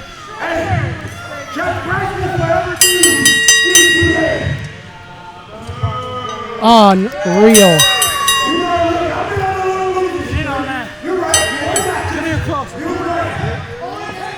Unreal. This is unreal. I mean, this is low. I mean, Corky's got to get some kind of control. As a whooping the mask. I don't even know. This is just. Who's going to come out here and do something about this? Josh Raymond has been split open with the double arm pile driver by Aaron Orion. You need to listen, and you listen close. And this is for every single one of you morons sitting in the crowd. I cannot believe this. This is unreal. This is unreal. You hear me? There is nothing that you will ever do to take back control of IPW. This belt?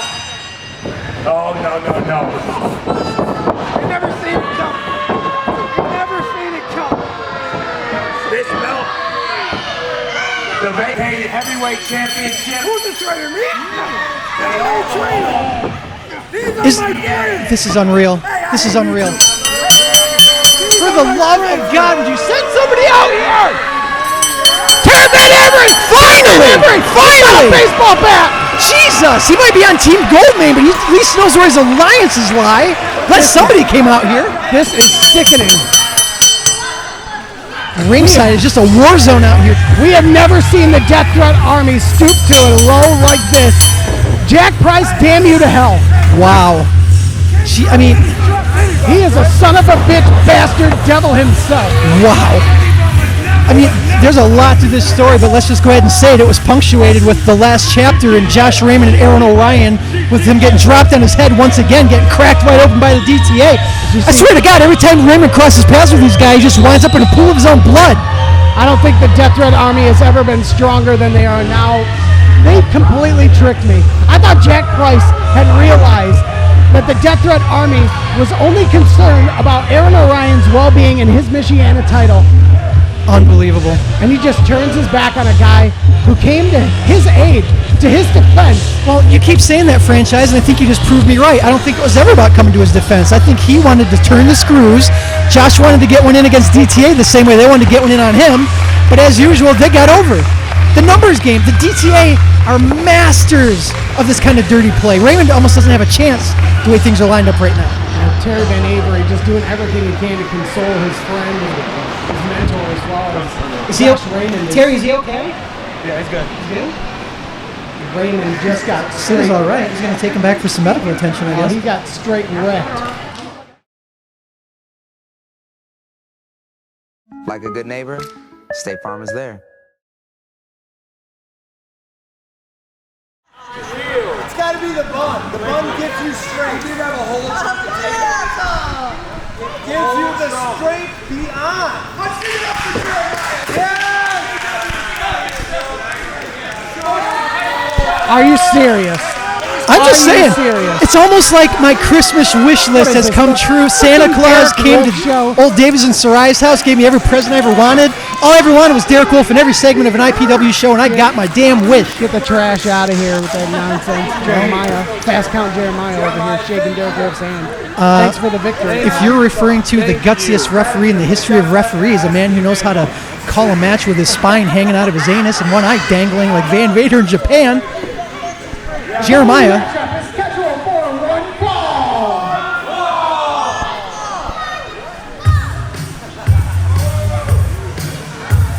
Oh God, here we go. Making his way from South Haven, Michigan. Yeah, I know what this is all about.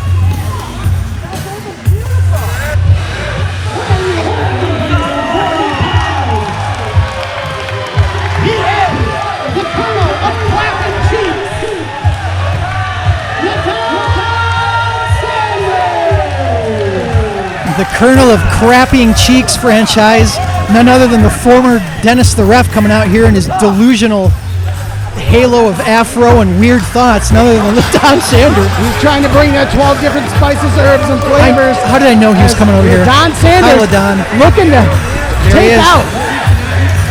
Tell you what, LaDon Sanders comes away with the victory today. This would no doubt change the course of IPW. I've got it for you, LaDon. Don't worry. You just see this. Wow, these are freaking heavy. That's no joke. That's some real gold there. LaDon, well, at least he doesn't do the creepy finger poke that he was doing to you. They appear to love you, LaDon. He's got them 12 different spices, herbs, and giblets, and he's looking to freaking take down the biggest opponent he's ever had. Oh God damn it.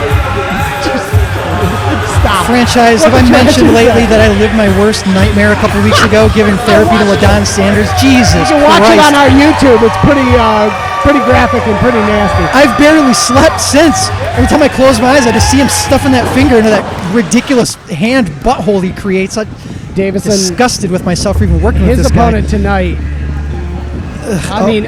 What is he thinking going up against Big Ray Torres? This could be career-ending for LaDon Sanders. He ain't going to be clapping anything. No, I think his clapping of cheeks has been so successful they tricked him into thinking he can win this fight. Oh, God. Here we go.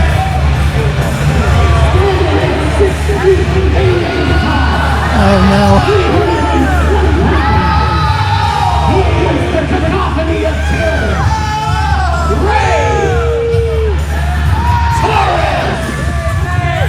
You know, franchise, say what I will about LaDon Sanders. I wouldn't wish this match on my worst enemies. What the hell are we going to see here? I don't know, Davison. I mean, do you ever play Mike Tyson's Punch-Out? I used to.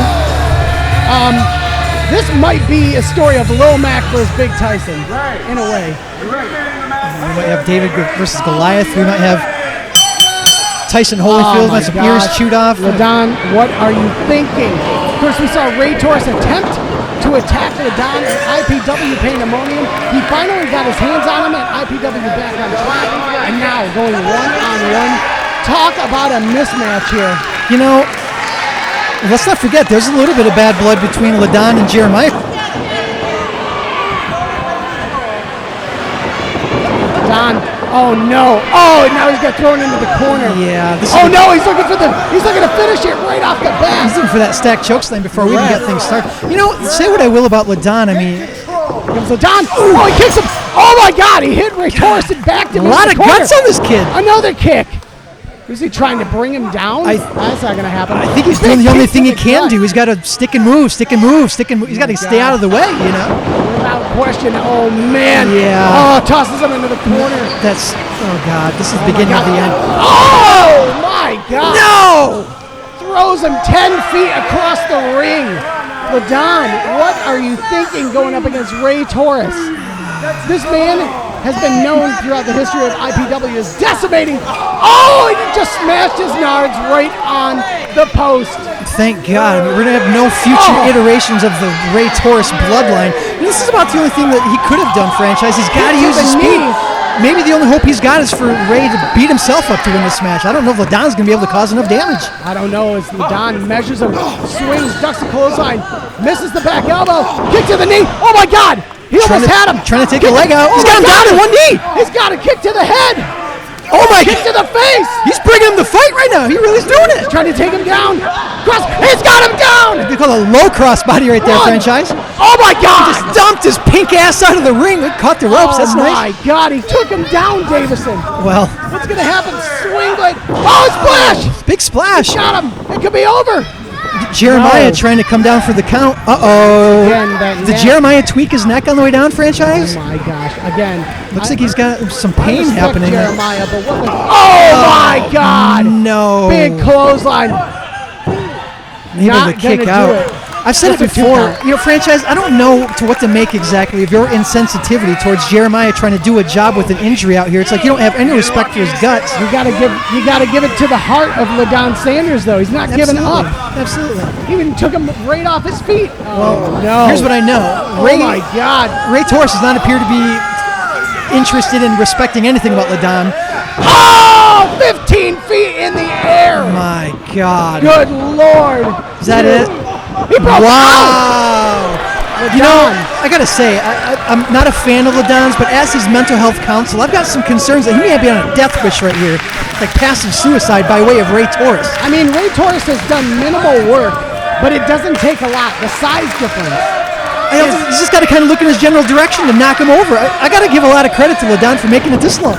Hits the ropes, kicks him. Oh, he's got the man dazed. That running kick we've known from him. Hits the ropes again.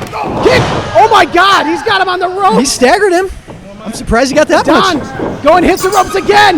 He's doing another. Steam. Kicks him. Oh my God, he took him down. Wow, franchise. I never would have guessed. It could be over. 1, 2. Oh my God. I can't believe he took him off his feet. That's the first. LaDon is the first person to take anybody off of Ray Torres' feet. I mean, not only took him off his feet, he got a 2 count. I mean, that's like a win all unto itself. That's more than I ever dreamed he was going to get in this match. Oh my God. LaDon, he's got a shot here. He wants to go up top. Yeah, but he's got to stop jibber jabbering with the crowd and just get up there and do it. He's looking to end it. We could see the upset of the year. LaDon, I'm your therapist. Stop wasting time. You're self-destructing right now. Stop self-sabotaging. Uh-oh. Ray Torres, he's back up on his feet. What's going to happen? Oh, no. Oh, Jesus, no. Oh, no. Oh, no. Just destroys him. That's got to be it. Oh. Oh, my God. Woo.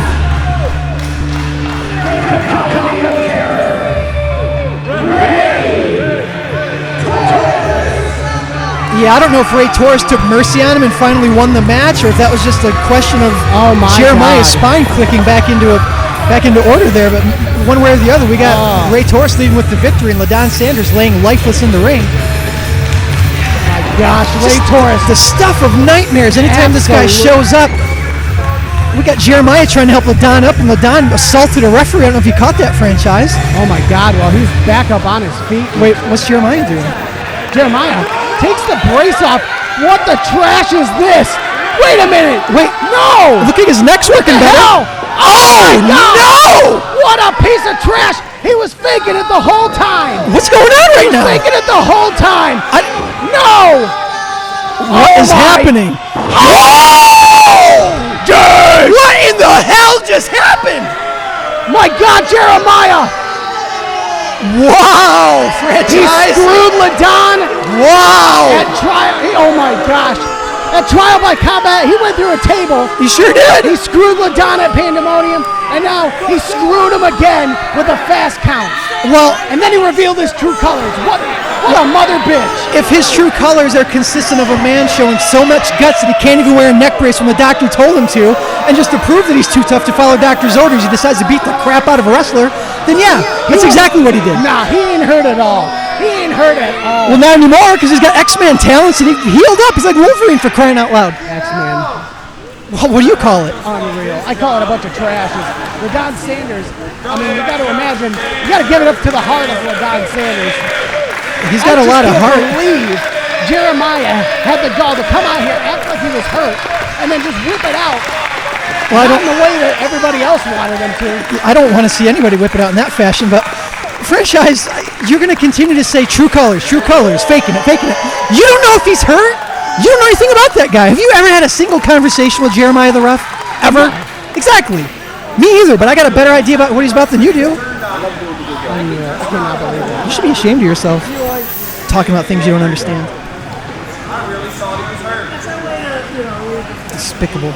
This is what Derek Wolfe's talking about when he talks about your lack of professionalism. Talking out one side of your mouth, you don't even know what the hell you're talking about.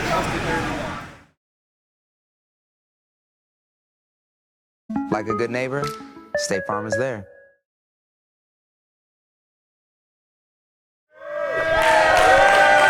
The following contest is scheduled for one fall, and it is your main event. And this match is for the IPW Tag Team Championship.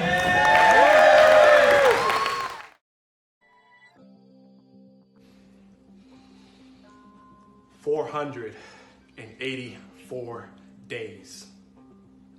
484 days since Gracefully Chosen has made their debut at IPW. It's been 484 days since we've won the IPW Tag Team Championships. It's been 484 days that we've been your longest reigning IPW Tag Team Champions in history. Which means that it's also been 484 days that we've been your undefeated IPW Tag Team Champions. But despite all of that, there's still something that bothers me.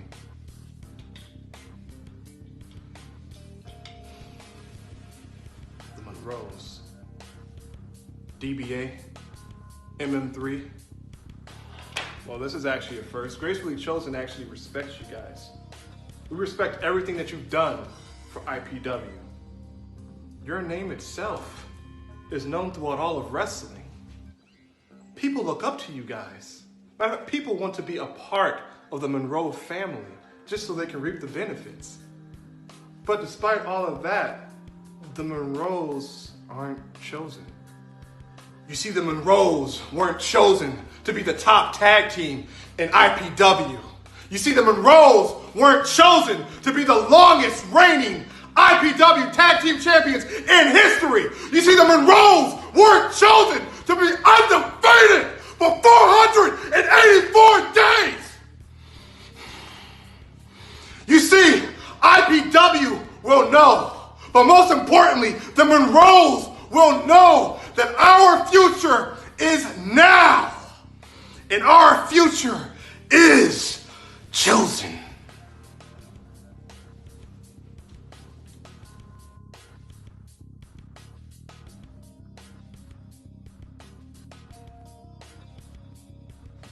Welcome to the hit list. I have been on the edges of my seat all night tonight waiting for this big tag team title match.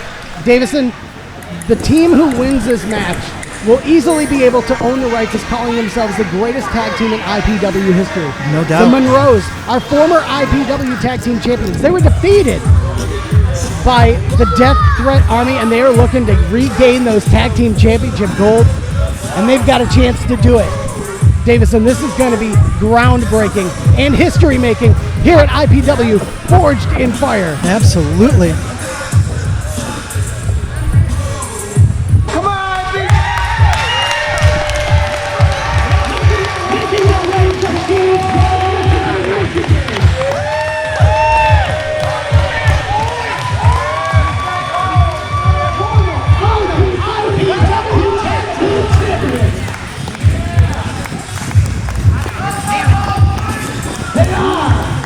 The team of the TBA and MM3, they are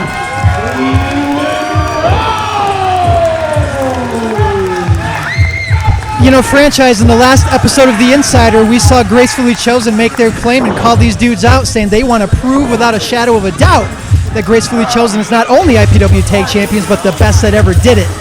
TBA showing some respect, former IPW Tag Team Champions. The combination of this father-son duo have what it takes to take these guys down, but they got their work cut out for them. Absolutely. And their opponents, hailing from Ann Arbor,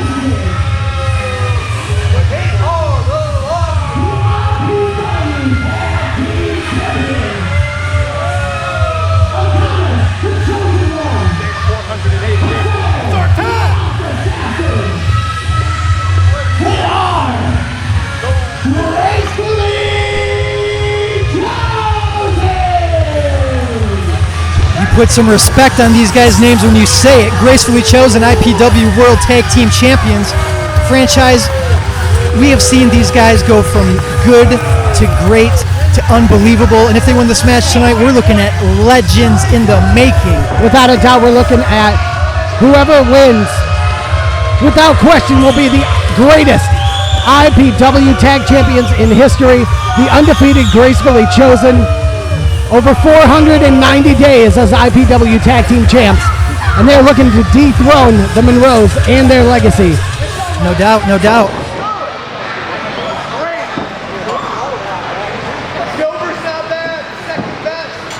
Monroes haven't seen IPW gold in a long time, but as far as things stand, they still stand as one of the best of all time here. Franchise going up to hand off a microphone. What's going on?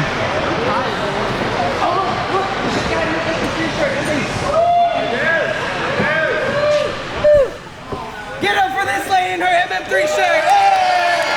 We're going to see Gracefully Chosen have something to say here to the Monroes. Yeah, Adonis the chosen one. Don't worry about it. I use my That's something to poison say. stamp because it's chosen and yours is not. Today marks day 488. 488 days since we have been your undisputed tag team champions. Adonis, so worked up, he's just not even caring about what's going on right now. Giving some jaw-jacking to the crowd. There's just one last hurdle that we need to take. And that's the Monroes. Because once we beat you, we'll reach day 500. That's right. Oh no, we will do it. And IPW will know. But most importantly, the Monroes will know that our future is now. And our future is chosen. Adonis making a point to the Monroes that they are the continent tag team champions of IPW. And this is the second time, Davison, that we've seen this. The tag gold on the lines. This is the second time they've been in the Pop-Up Performance Center headlining for the IPW tag team titles. They took down Big Facts. You gotta wonder what's gonna happen here. The father-son connection between MMA and the DBA, MM3 and the DBA is, look at them, they grabbed the titles. Here we go. Wow, what a show of disrespect right off the bat. They're feeling confident, though. Well, it's definitely disrespectful. Maybe they're just saying hello to their old friends. You know, they did used to hold those titles. Maybe they just like enjoyed the feeling of the weight in their hands again, franchise. I'll tell you what, tag gold on the line. Once again, this may be the best tag match we've seen to date. And that's saying a lot because we've seen some excellent tag team matches in IPW, but we've never been witness personally. You and I have never seen the Monroes in action, especially for a high title stake like this. DBA assuming the pose there. I think you confused the referee for a police officer, maybe. Yeah, I would go ahead and say in my personal book of favorites, seeing Gracefully Chosen against Big Facts in the same venue last time they were here was one of my top tag team matches in IPW history. We might just see one on top of that tonight. Wow, DBA goes for the handshake and then gives him the double bird. Haseo sure did. Takes exception to that. He is not happy about that. No, he is not. Haseo, the arc assassin, on the come up, but he's got a Detroit legend on his hands right here, none other than the DPA franchise. Big takeover by DBA. Now the crowd just falls to a silence as we could see new tag champions today. No doubt the greatest tag team will be named at the end of this match, and there will be no doubt about it. No doubt at all. Giant bragging rights to whoever wins this one. And if the Monroes win franchise, they'll be the first ever two-time tag team champions. Without doubt, as he starts clubbing on the back of the DBA. Haseo just dropping bombs on his neck there. Versus the Irish Whip. Big clothesline by the DBA. As he takes advantage of this. You know, we were talking about how earlier there's nobody more experienced in this building than Josh Raymond, but I stand corrected because the DBA is a second-generation superstar. MM3, the third generation. DBA has been doing this for more than 2 decades, and there's massive experience on his end, which you gotta imagine gives them the edge because they got the youth and they've got the experience. Absolutely. We always hear about a second-generation wrestler being great. We hear about third-generation wrestlers being even better. DBA's in some kind of generational sandwich between the first and the third. Maybe that makes him the best of all three. I don't know. Now they're just playing some mind games as they're trying to get the crowd behind the Monroes, who really want to walk away with this IPW tag title. Absolutely. Tie up, headlock. This is an interesting match too, franchise, because Gracefully Chosen aren't exactly fan favorites, but they put so much respect on their name and on those titles, the crowd has to show them at least a little bit of love. That's one thing you do have to respect about Gracefully Chosen. They may have an attitude when it comes to their title defense, when it comes to their tag team. But one thing is for sure, they put it all out on the line. It's why they're the tag team champions. And they have a lot of pride in being IPW tag team champions. So you can't wrong them for that. No, definitely not. And I'm not going to wrong either one of these teams for being so careful in the opening minutes here. They're both trying to feel each other out, find an advantage. It's a smart thing to do, honestly. This is a big one.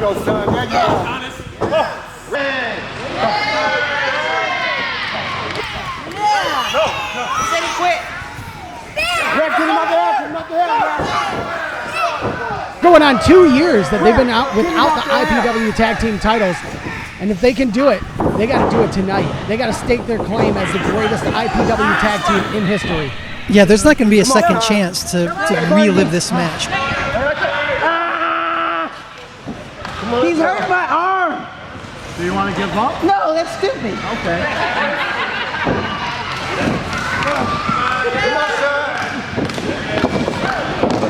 You know, we may have our quarrels from time to time. We may not see things from eye to eye always, but one thing is for sure, as MM3 helicopters on top of Adonis, we are so lucky we get to be a part of some of the best independent wrestling out there, period. Undoubtedly. And not only was he showing his ring acumen right there, doing a little helicopter spin on his back, but that was to get in the head of the Chosen One. MM3 just high-fives the ref. I don't know about that. He might be trying to win a little bit of favor with Corky the ref. I mean, God knows Corky likes to have a relaxed approach to refereeing anyway. Maybe that's getting him to just never do anything tonight. Who knows? Maybe this will be a no referee match. We'll have to see. He's got him in a wrist lock now. Kicks up. Reversal. Nice wrist lock by Adonis. Good fundamentals from both teams in the early goings here. You got a lot of tandem tag team maneuvers coming from the part of Gracefully Chosen. MM3's got the quickness, no doubt, and DBA, of course, He hits that flaming elbow drop. If he gets a chance, that could put the match away. MM3 putting on a little bit of a clinic here before he takes Adonis back over in the arm drag. First time we've seen these two. First time we've seen MM3 in person. Wow. Rolls him up. Just chaining all over that ass, showing him what the mat's all about, franchise. Got a 2 count on the crucifix. Holds him. Reversal. Oh, look at this. Oh, nice reversal into a pin. Rolls a little bit of a lucha roll into a pin combination there. Adonis better get into his corner. Oh, what do I know? I'm not a tag team champion. He is. He cut him off halfway with the knee to the gut. MM3 was expecting something a little bit different. Ooh, nice roll.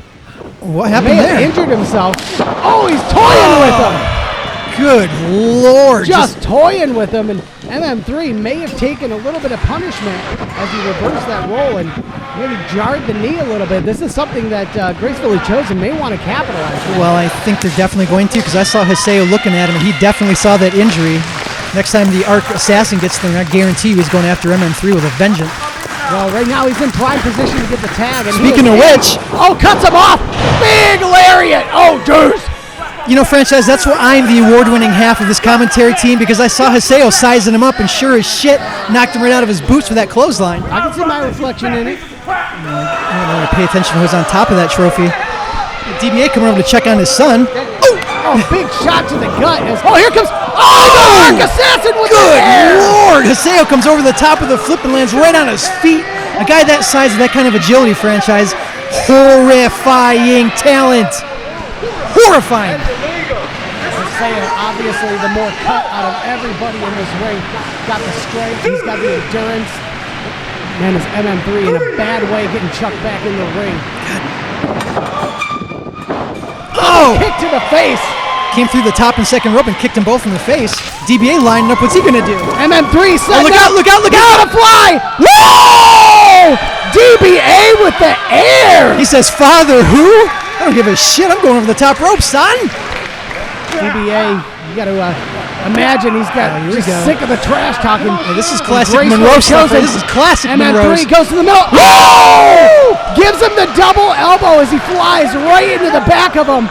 He sure did. Him down, and you got to imagine with the beating that MM3 took earlier on the knee, the fact that he's able to find that second rope is undoubtedly definitely a recommendation to this guy's strength. Well, it is, and I'm not convinced he was going for 2 elbows. I think he might have been going for a moonsault, and that injured knee from earlier might have caught up with him. Look, he slipped off the turnbuckle there, but one way or the other, he took both of them down. Double Irish whip. DBA sets up. Big drop him on the nards. Kick to the foot. DBA rolls. Rolling him up. What are you going to... Oh, man, that tag team, that tandem effort between father and son.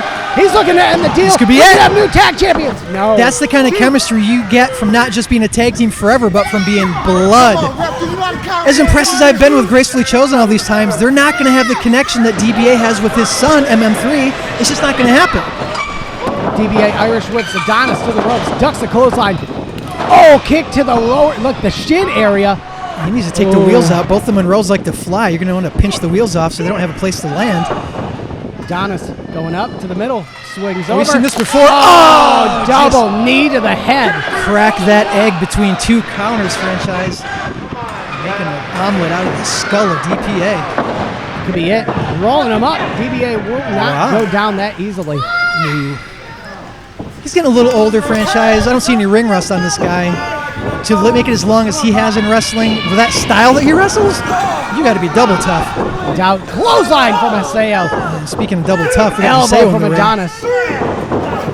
Look at him, scoop slam. Just dumps him. And this is the scary part. Yeah, Hiseo just gets to take his time now, franchise. Right. Gets to pick his shots. MM3 is down. He's got to recuperate. Ugh. And Hiseo just taking full advantage of the situation. Looking to seal the deal, can't get it done. Hiseo gave him a bit of a sliding clothesline. Look at the pipes on Hiseo. Look at the shoulders. Look at the lats. Look at the traps. He hits you with anything above his waist. It's like getting hit with a log. Without question. I mean, again, we need to keep hyping the fact that whoever wins this has got non-stop... Whoa, hold on! It could be over. Able to kick out. Scrambling to get into position.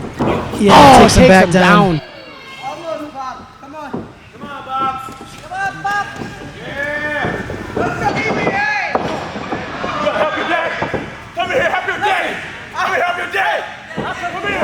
Hiseo challenging MM3, causing the distraction.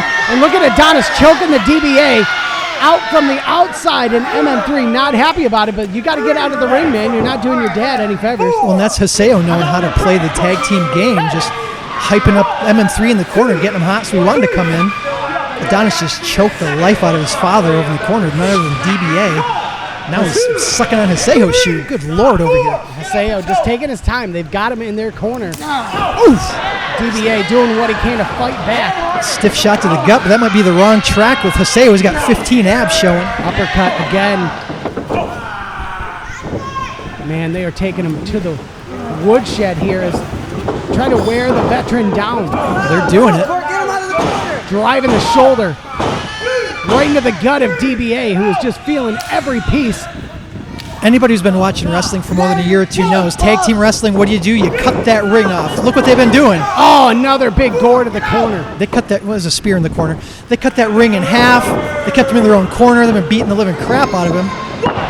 It's a leg. Wow. Still barely got a 2 count. DBA's got a lot of fight left in him franchise. He really does. They're trying to wear the man down. I know what they're trying to do. They're taking that oxygen out of the lungs of the DBA. That's right. So they got him hooked. Oh, big kick to the face. Reversing DBA. out. Oh, clunks their head together. Oh, he drove him down. Give him that running, dropping clothesline. He was able to pull his own partner into a DDT there. Use his partner against him for offense. With both members of Gracefully Chosen on the ground, DBA, all he's got to do is roll over and make that tag, and MM3 is going to be in full force. Easier said than done, though, franchise. You ever get your ass kicked by Gracefully Chosen for 5 minutes? There's There's the tag. Oh, big chop. Trading chops. Taking it to both of them here. House of Fire. We've seen this before from MM3. That gas tank does not dry up. Holds the leg, swings it. Oh, now he's got a kick. Oh, kick to the face. Haseo goes for the clothesline, misses. Chopping him, trading blows. Oh! Ow! Pulls him over. What's he looking for? MM3 looking to seal it. Oh! Chest to the left pectoral. Big senton. Posted up and just dropped all of his weight on him. Able to kick out. Haseo's gonna, good luck. I mean, I'm a huge fan of Gracefully Chosen. You know, I give my respect to DBA and MM3, obviously, but I've been a fan of Gracefully Chosen since I saw them. They just look indestructible, and they have. And ever since they come back from pandemic, they look stronger than ever. Without question, but now they've got their work cut out. Oh, DBA's looking to steal it. Oh! Got him. Took a super kick in the head and then dropped him. It could be over. Oh, Adonis with the save. That could have been it. I didn't see Haseo going for a kick out there. He might have had him. Yeah, these guys are both winded. It is hot and steamy in the Performance Center in Paw Paw, Michigan. Forged in fire, and the heat is on. Haseo makes the tag. Number 3 is nowhere to be seen. This might be exactly the time for Gracefully Chosen to get things going. Big spine buster. Sure did. The DBA as Adonis goes to the top. Adonis getting up there. I haven't seen him do this before. Oh, senton bomb! Never doubt the tag team champions. This could be it. That's gotta be it. 2. Still able to kick out. DBA, man, this guy has got a lot of fighting in him. He sure does. You don't make it this long in this. Think about it, franchise. Wrestling is hard. Wrestling for a long time is hard. Wrestling in Detroit is hard. Wrestling with your son is hard. Being IPW champion, like, this guy has proven everything he's got to prove. All he wants to do is get those belts back and prove we are the best that's ever done it in IPW. In Michigan, no doubt. Both teams just fighting each other, battling. A bit of a melee going on right now. Man, Gracefully Chosen in full control. Yep. They've got him in a bad way. Adonis is lining him up, looking for Haseo. What do they got going on here? Do-si-do. Do-si-do. Double duck. Oh, big barrel busters. Oh, my God, they dropped them on top of one another. You sure did. That could be it. We got new tag champions. No. I don't know if that was intentional or not, but Adonis took that cutter right on top of his partner, Haseo. Haseo took a lot of damage there in that mix. They still have that victory. MM3 looks like he's planning. The crowd really feels like they could have won those titles right there, but Gracefully Chosen, man, they are fighters. A lot of fight left in them. We saw MM3 look over to his dad like he was going to set him up. He's going for the 450 maybe. Threw him right, and he dropped. Oh, big knee to the Running head. knee to the face of DBA puts him out of his misery. This might be it, franchise. They got him in. Oh, yeah. No. This could be it right now. They're going for their move. We've seen this before. Oh, get it. DBA in a position to help him out. Dropped him. 2, It's over. 3. He got him. That's what I thought. That's exactly what I thought. Ladies and gentlemen, IPW Tag Team Champions, And still unreal. IPW Tag Team Champions taking out former champions and Michigan legends, the Monroe family. Bragging rights go to our Tag Team Champions franchise. Gracefully Chosen did it. MM3 was about to seal the deal, but DBA hit the ropes, dropped his son on his nards, and that allowed the Gracefully Chosen IPW Tag Team Champions to seal the deal with their finisher. And Davison, they are no doubt the greatest IPW Tag Team Champions of all time. Zero question. Holding the titles, they've now beat the best there is. The only question now is how long is it going to be before they give up those titles, and could anybody possibly take them? I have no idea, but Davison, Gracefully Chosen, still your IPW Tag Team Champions, but let's talk about it. The IPW Grand Prix tournament is set. Raymond and Walker, Orion and Moreo, Wolfe and Kyng, and Jones and Vendetta. This is going to be an epic battle for the IPW World title. It's like I'm having a fever dream and suddenly IPW is having WrestleMania 4. We're going to have an event coming up at some point, franchise. We're going to find out who the new champion's going to be by running that tournament in one show. Without doubt, the crowd showing their appreciation for the father-son combo that is DBA and MM3. You got to feel bad for them, and no doubt that these two, no love stronger than MM3. Absolutely. And the DBA, this father and son combo, have always been together. They've stuck by each other through the hard times. And no doubt they're going to be sticking through this defeat together.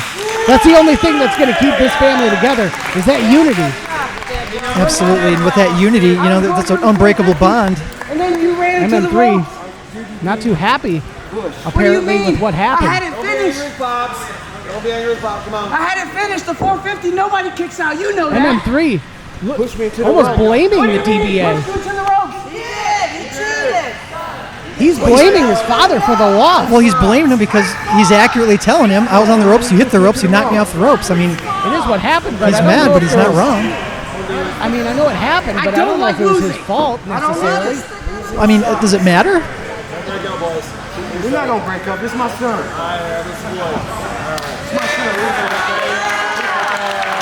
The father-son duo. You know, I like to see that. Oh no! Whoa! What the hell? MM3, why? I was just talking about the unbreakable bonds of blood franchise just kicked his father in the face. Why? I mean, he knocked him off the ropes and cost him the match, but I mean, that's his dad. That's his dad. Talk about a night of double crosses. Dude! Malcolm, that's your dad, man! I don't care. I don't like losing. I'm the winner. He said he doesn't want to lose. I don't blame him, he doesn't want to lose. But MM3 says winning is more important than his family bond that's with his father. That's a mouthful right there. I thought Jack Price was low, but this is a new low for IPW. MM3 showing his true colors in loss. I mean, he showed his frustration towards his father. I don't know all the history between these two. I mean, they've been wrestling together a long time. Maybe this isn't the first time he's cost him a match. Who knows? I don't know. I know he's pissed. I just can't believe the DBA left in the ring alone.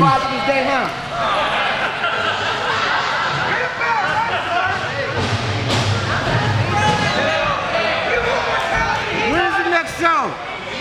I want father and son next show. Right here. Yes. Kick his ass. Get it signed. Whoever run this company, get it signed. Father and son. Oh, he's going to whoop his ass. That's for sure. He's going to kick people's asses. He's going to put his son over his knees. What's going to happen?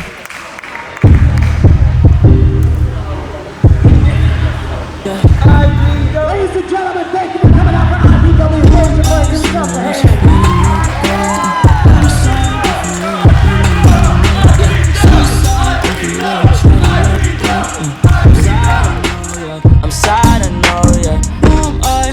that's afraid to let go. You decide if you're ever gonna let me know. Yeah, suicide if you ever try to let go. I'm sad, I know, yeah. I'm sad, I know, yeah. I gave her everything. She took my heart and left me lonely. I think broken hearts contagious. I won't fix, I'd rather